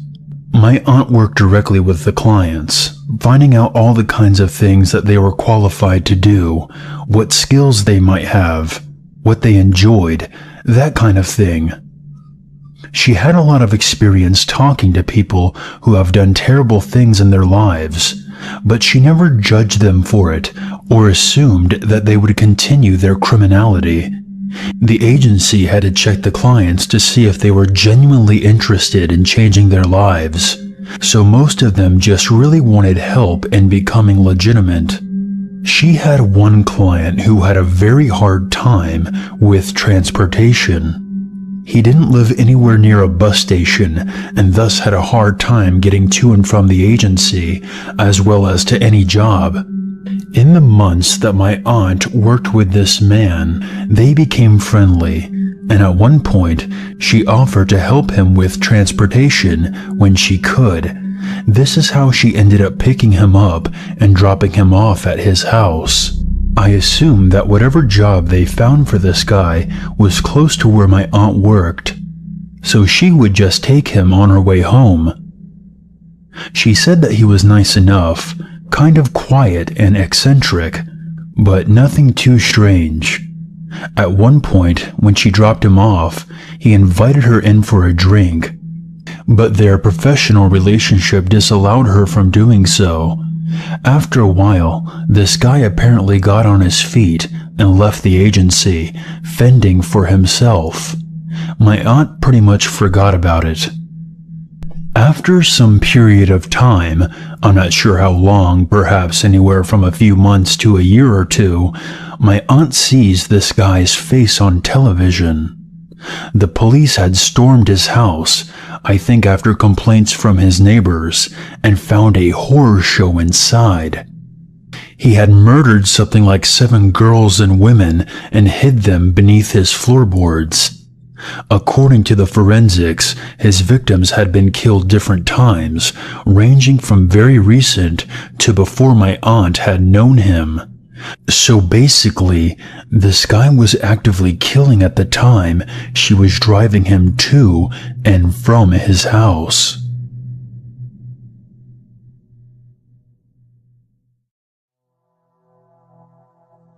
This is less of a creepy one-person encounter and more of a whole community creeped out by one man. The neighbor in question is somewhat famous for his lawn, an impossibly thick green landscape that he had tended by a company. I'm vaguely aware of him losing it on the landscapers, screaming at them outside. Enough I knew he had a temper. The first real red flag that he might be legit crazy came last summer. He asked a teenage boy in the neighborhood to check in on the house once a day and make sure all the doors and windows were secured and water their flowers. The day they left, though, he left a crazy list, saying the kid had to be there multiple times a day, turning off and on different sets of lights at specific times, and leaving weird chores for him. Also, the kid was not allowed to walk on the lawn, and he had to remove his dirty shoes before walking on the concrete sidewalk. He was never to enter the house, but was to turn off and on the lights from the doorway by means of a stick with a loop on it. Also, he was not allowed to use the garden hose to water the lawn, and had to instead use a teeny tiny watering can. The letter implied that my neighbor would have the kid under surveillance and would have pictures if he failed to comply.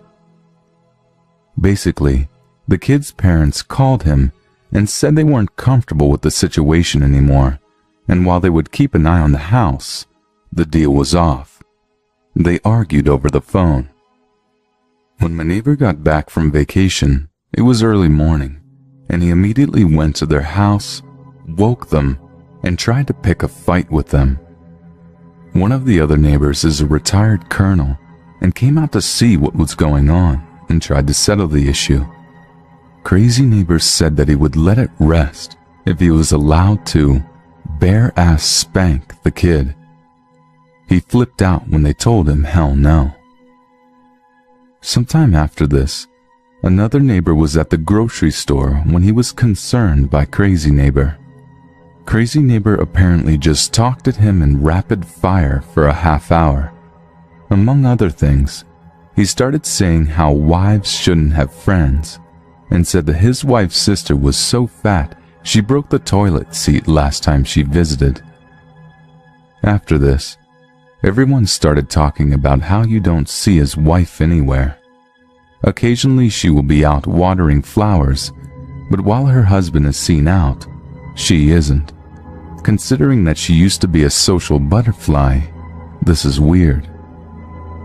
During the winter, everyone found pamphlets on their mailbox from the landscaper he uses, along with a note saying it was mandatory to now use this landscaper in our area, and failure to comply will result in being sued. We are private, single-family homes with no homeowners association, so this is patently untrue. During the winter, someone saw his wife and her arm was in a sling and she had a black eye. When they went to ask her about it, he wouldn't let her speak and said she had slid on ice. Since then, there have been a few attempts made to talk to her alone, and all have failed. They've gone so far as to get their church involved and to call a welfare check by the cops when he was out of the house. But if she is being abused, she has been refusing help. Snow was bad this year, and he blew a fit about the snowplows piling snow on his property. So he scattered screws on the roadway outside before they came one morning. Then someone in the neighborhood got a puppy. It's quiet and has a fenced-in backyard. Its owners wake up in the middle of the night to the doorbell ringing. When they come out, Crazy Neighbor is standing on the road at the edge of the property. He tells them that the first time the dog gets out, they won't have a dog anymore, and he pulls out a gun and waves it around before pointing it towards the backyard and saying, "Bang." Obviously, they go back inside and call the cops. When confronted, Crazy Neighbor claims he was out for a walk, thought they were awake and stopped by. He says he didn't get the gun out, but it had been on his belt, and that he didn't mean his statement as a threat. He ended up getting some sort of citation from the police. Come spring, he is taken to sitting outside and writing something every time someone walks or drives by. We don't know what, but I have taken to driving differently home to avoid going by him. Most recently, someone put up a swing set in their backyard. They came back from work to find tire tracks through the backyard and the swing set run over and crushed. No one saw anything, but his massive truck happens to have the same kind of tires as the tread arcs left behind. The retired colonel has taken to compiling statements from everyone and keeping records, because we think this is going to end badly. I recently moved into a new apartment. It's a fairly old building, but the rent is cheap, and it's got its own gym, so me and my roommates were easily sold on the place. We live in the corner apartment, so we only have two neighbors. One is a fairly old man, his partner, and their dog. They're pretty nice. The other neighbor, I only met a week ago. I originally heard about her from her boyfriend. One morning, on Monday, as I head out to the elevator to go to work, I'm asked to hold it by a guy running down the hall. I let him on, and we start the ride down. He asks if I'm new and if I like the place so far. I say yes, and give small answers. Still half asleep, clutching my coffee thermos. The guy laughs and says, You look just like my girlfriend, Amy. She's barely coherent until she gets her first cup of coffee. I laugh weakly, my still sleepy brain a little annoyed. Yeah, I'm not a morning person. It's clear that this guy is head over heels for Amy, and is a morning person. The 2-minute trek to the street outside our apartment is his excitable gabber about Amy. And apparently, he's planning something big for this weekend. He wants to do something nice for her birthday. We part ways at the street, and I don't see him again. A couple of days later, I'm heading home from work. I just get into our elevator when a girl bursts in behind me. She's in her mid-20s and looks kind of frazzled.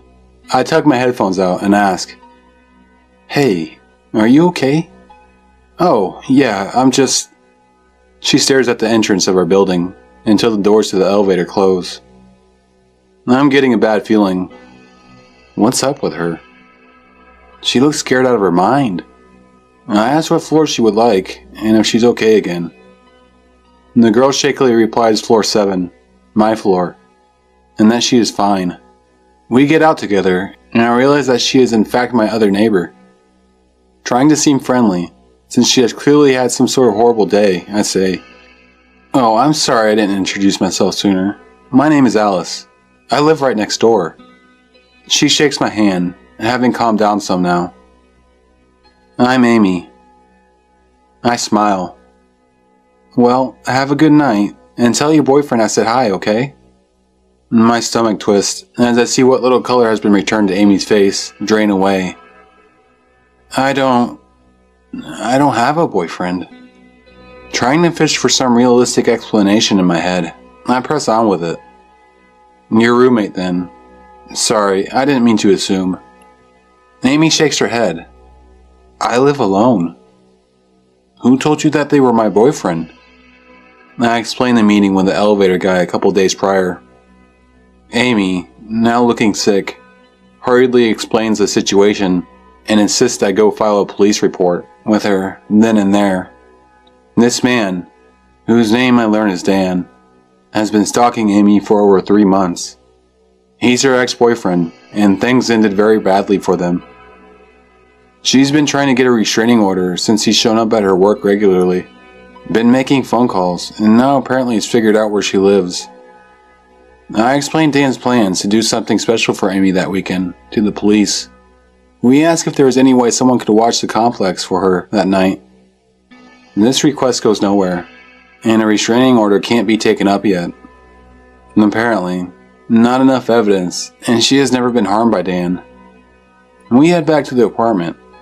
Amy thanks me and says she plans to spend the night and the rest of the week at a friend's house, just in case Dan tries something now that we know he's in the building. Thankfully, nothing happened, and I never saw Dan again. But Amy packed her things and moved out the following week. So Dan the stalker. Let's not meet again.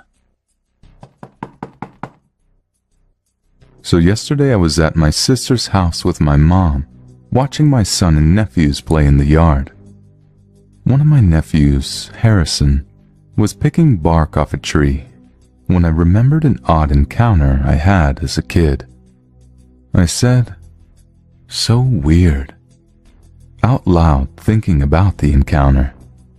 My mom inquired what I was talking about, so I told her. When I was a kid, I was hanging out at the Pinecone Forest, which was what the neighborhood kids called a small patch of trees on the side of the road. I was picking bark off one of the trees to pass the time, waiting for my friend Frankie to finish his homework and come out to play. Out of nowhere, it seemed, a guy came up to me. I could smell him before I saw him. He smelled like stale cigarette smoke. I was kind of scared when I looked at him. He wasn't very old, but he had a very lazy eye that was cloudy, and his teeth and fingernails were stained yellow.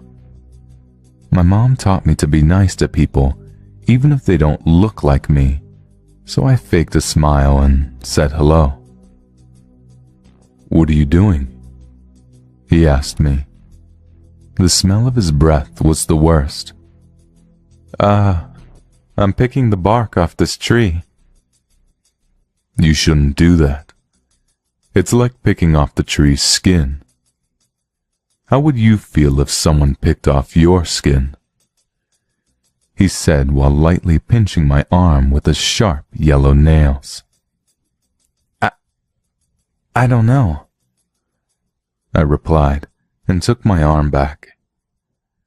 Just then Frankie's mom called for me out the door and told me to come in and wait inside. I didn't think anything of the whole thing at the time. When I told my mom about it, she had this look of, I don't know, guilt maybe. She said that it's probably time I know the whole story. She thought I forgot about the whole encounter, so she never brought it up to me. First, you should know that the neighborhood I grew up in was a small, tight-knit community. Everyone knew everyone, and there was no reason for an outsider to come unless they knew someone there. Anyway, here's what happened with this guy. Frankie's mom, Sonia, noticed a white van with no windows parked on the side of the road. How cliché, right? She didn't recognize it, but figured maybe it was a visitor for a neighbor. Sonia said, or rather told the police, that the van had been there all morning and afternoon. She was kind of keeping an eye on it. She said she just had a bad feeling. Her house had a huge window in the front facing the pinecone forest, and the van was parked next to it. She saw me waiting for Frankie and kept a constant eye on the van while holding the phone just in case. She saw the man exit the back of the van and walk up to me. As soon as she saw him grab my arm and pinch me, she called the cops. That was when she called me into her house. The cops stopped the guy just outside of my neighborhood. In the back of his van were binoculars, a Polaroid camera, and pictures of me taped all over the walls and ceiling. Me at school, at my grandparents' house, at the bank with my mom. Just me, everywhere I went. But that's not all. He had a key to a storage unit on him. Inside the unit they found a cabinet full of knives. A lot of knives. Paring knives, a butcher cleaver, a thin flay knife, a melon baller, and just various knives of all shapes and sizes. There was also a few anatomy books, obstetrical equipment, duct tape, and 10 empty 5-gallon buckets. In the middle of the unit was an old bed that was used to restrain mental patients, so it had wrist and ankle straps, and the entire inside of the unit was covered in plastic wrap. My mom said he was in a high-security mental institution for the criminally insane, last she heard. So it's pretty clear he had plans for me.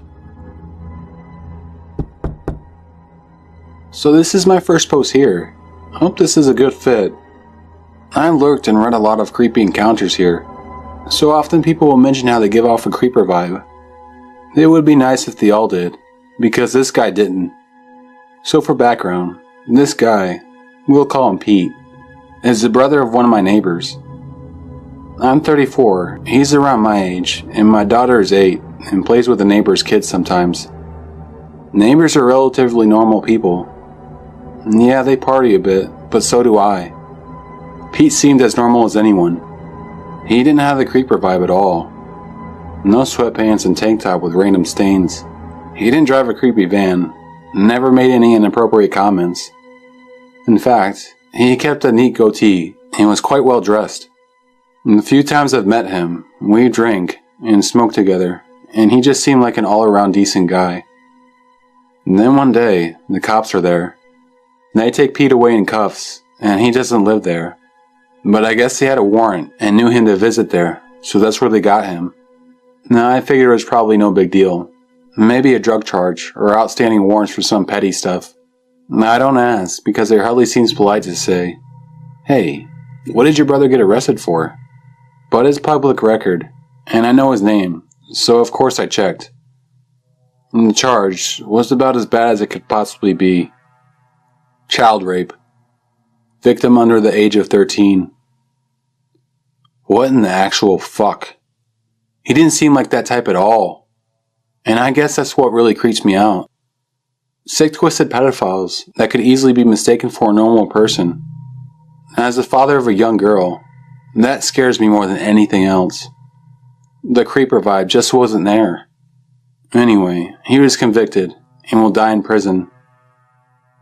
So, seemingly normal super creep kitty diddler, let's never meet again. We won't, and more importantly, no other child will ever meet you again either. My husband and I live in an apartment complex in a kind of crappy neighborhood. Low-income homes, what have you. There are always lots of break-ins, and it's right next to kind of the downtown area of my city. It was mid-April of last year, and I was about 7 months pregnant, and my husband and I would often go out on our balcony late at night, really just the outdoor catwalks of the apartments, which connected to the outdoor stairwells and hallways. So it was either very late or very early, depending on your point of view, and it was quite dark, and my husband and I were standing outside looking at the moon over the tops of the apartments. He was smoking, and I was unable to sleep due to back pain, the joys of pregnancy. We were chatting about whatever, and suddenly, in the dark before us from the first floor, we heard someone talking. It startled us both, and my husband cocked his head and made a shushing gesture as we both froze. A man's voice, low, was whispering something from the first floor directly below us. I had chills. I couldn't quite hear what he was saying, but it was only his voice, and he sounded like he was having a conversation with himself. As we stood there, both straining to hear him, his voice seemed to be moving away from us. Then we heard the distinct sound of someone shuffling up the stairs. He was climbing the steps to the second floor, slow and deliberately, still muttering. My husband instinctively moved toward me and put out his cigarette as the man rounded the corner onto the outside landing we stood on. He was maybe 35 or 40, but he looked aged in a way I can't really describe.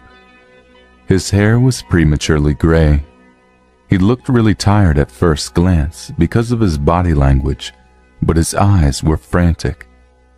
My husband later told me that he seemed to be high on meth. My husband wasn't a very good kid 15 years ago and had experience with certain drugs. He was also, unexpectedly, walking a dog, a very pretty blue heeler. He walked right towards us, and my husband stepped in front of me protectively. The dog stopped suddenly, and so did the man. As if he had somehow just noticed us, he visibly jumped, then laughed. Hello? Oh gosh, I didn't even see you there. Pardon me, just walking my little girl. He had the very definition of crazy eyes. They jumped all over the place, and when they landed on me, they jumped immediately to my big belly in an almost angry way. Oh, pregnant. What?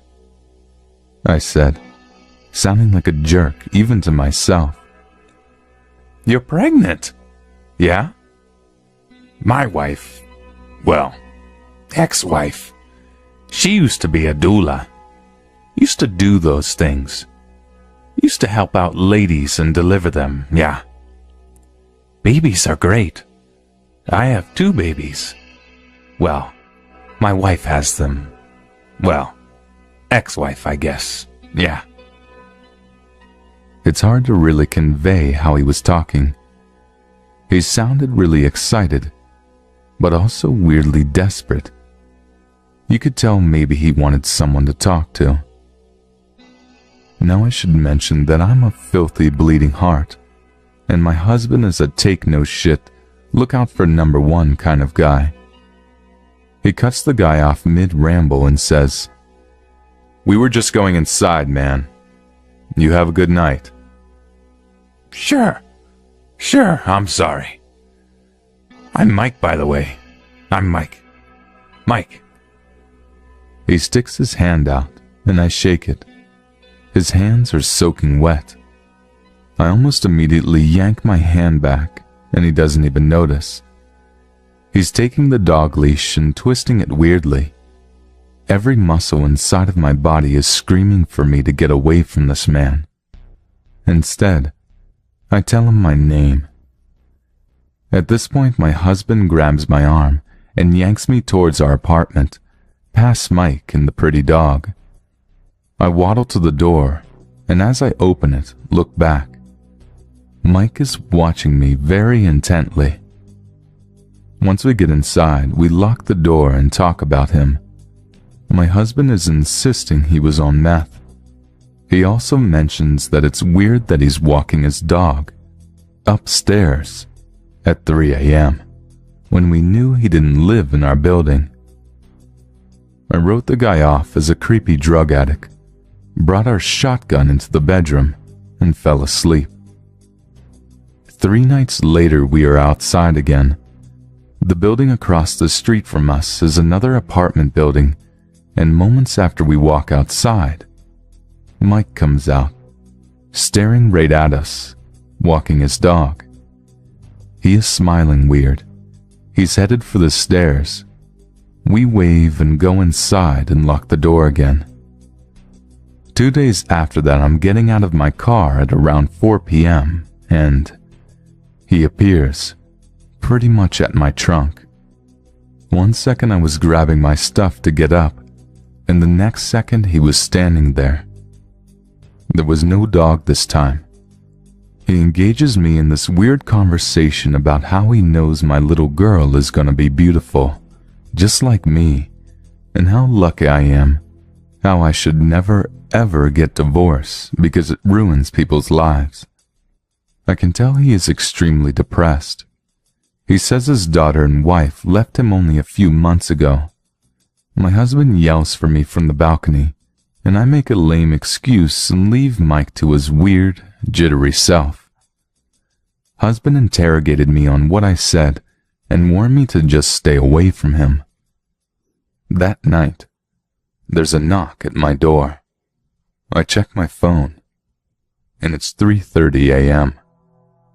I have a lot of stupid neighbors that like to get wasted, so I decide to wait and see if they knock again. They do, this time more urgently. Feeling hot, fat, pregnant and tired, I poke my husband with my foot and tell him someone is at the door. He continues snoring loudly. I resign myself to getting out of bed. I threw on a robe and trotted out to the front door. Just before I unlock it, I froze. Something told me to check my peephole. An unexplained feeling of dread washed over me. Slowly, I peeked through. At first, I didn't even know what I was looking at. I squinted and tried to focus my vision. Something didn't look right. It didn't look like the hallway. I rubbed my eyes and looked again. The realization that I was staring directly into Mike's eye hit me, and I swear it felt like liquid ice in my veins. My stomach was in my feet, my breath caught, my hands immediately started pouring sweat. I jumped back from the door and started stumbling backwards. I backed into a wall and hit my head. I tried to catch my breath.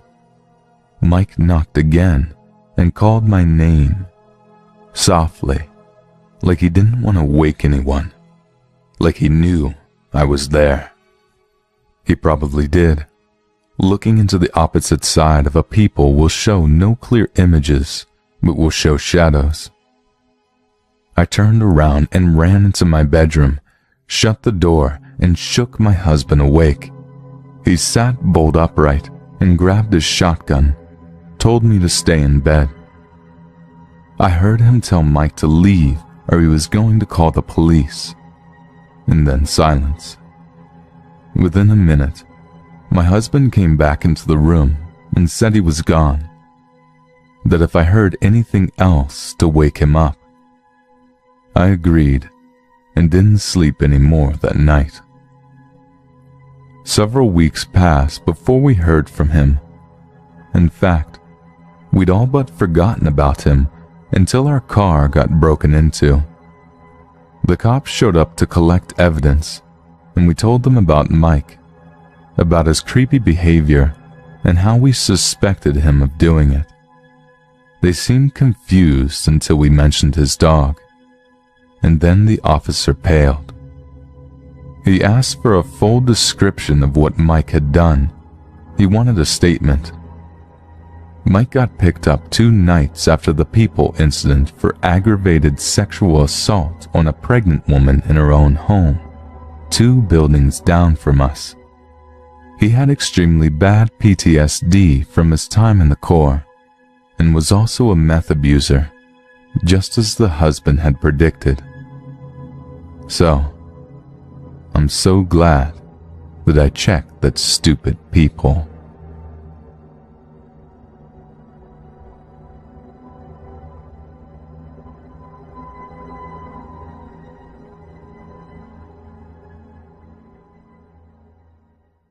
In addition, YouTube's algorithm prioritizes videos with many likes and subscriptions.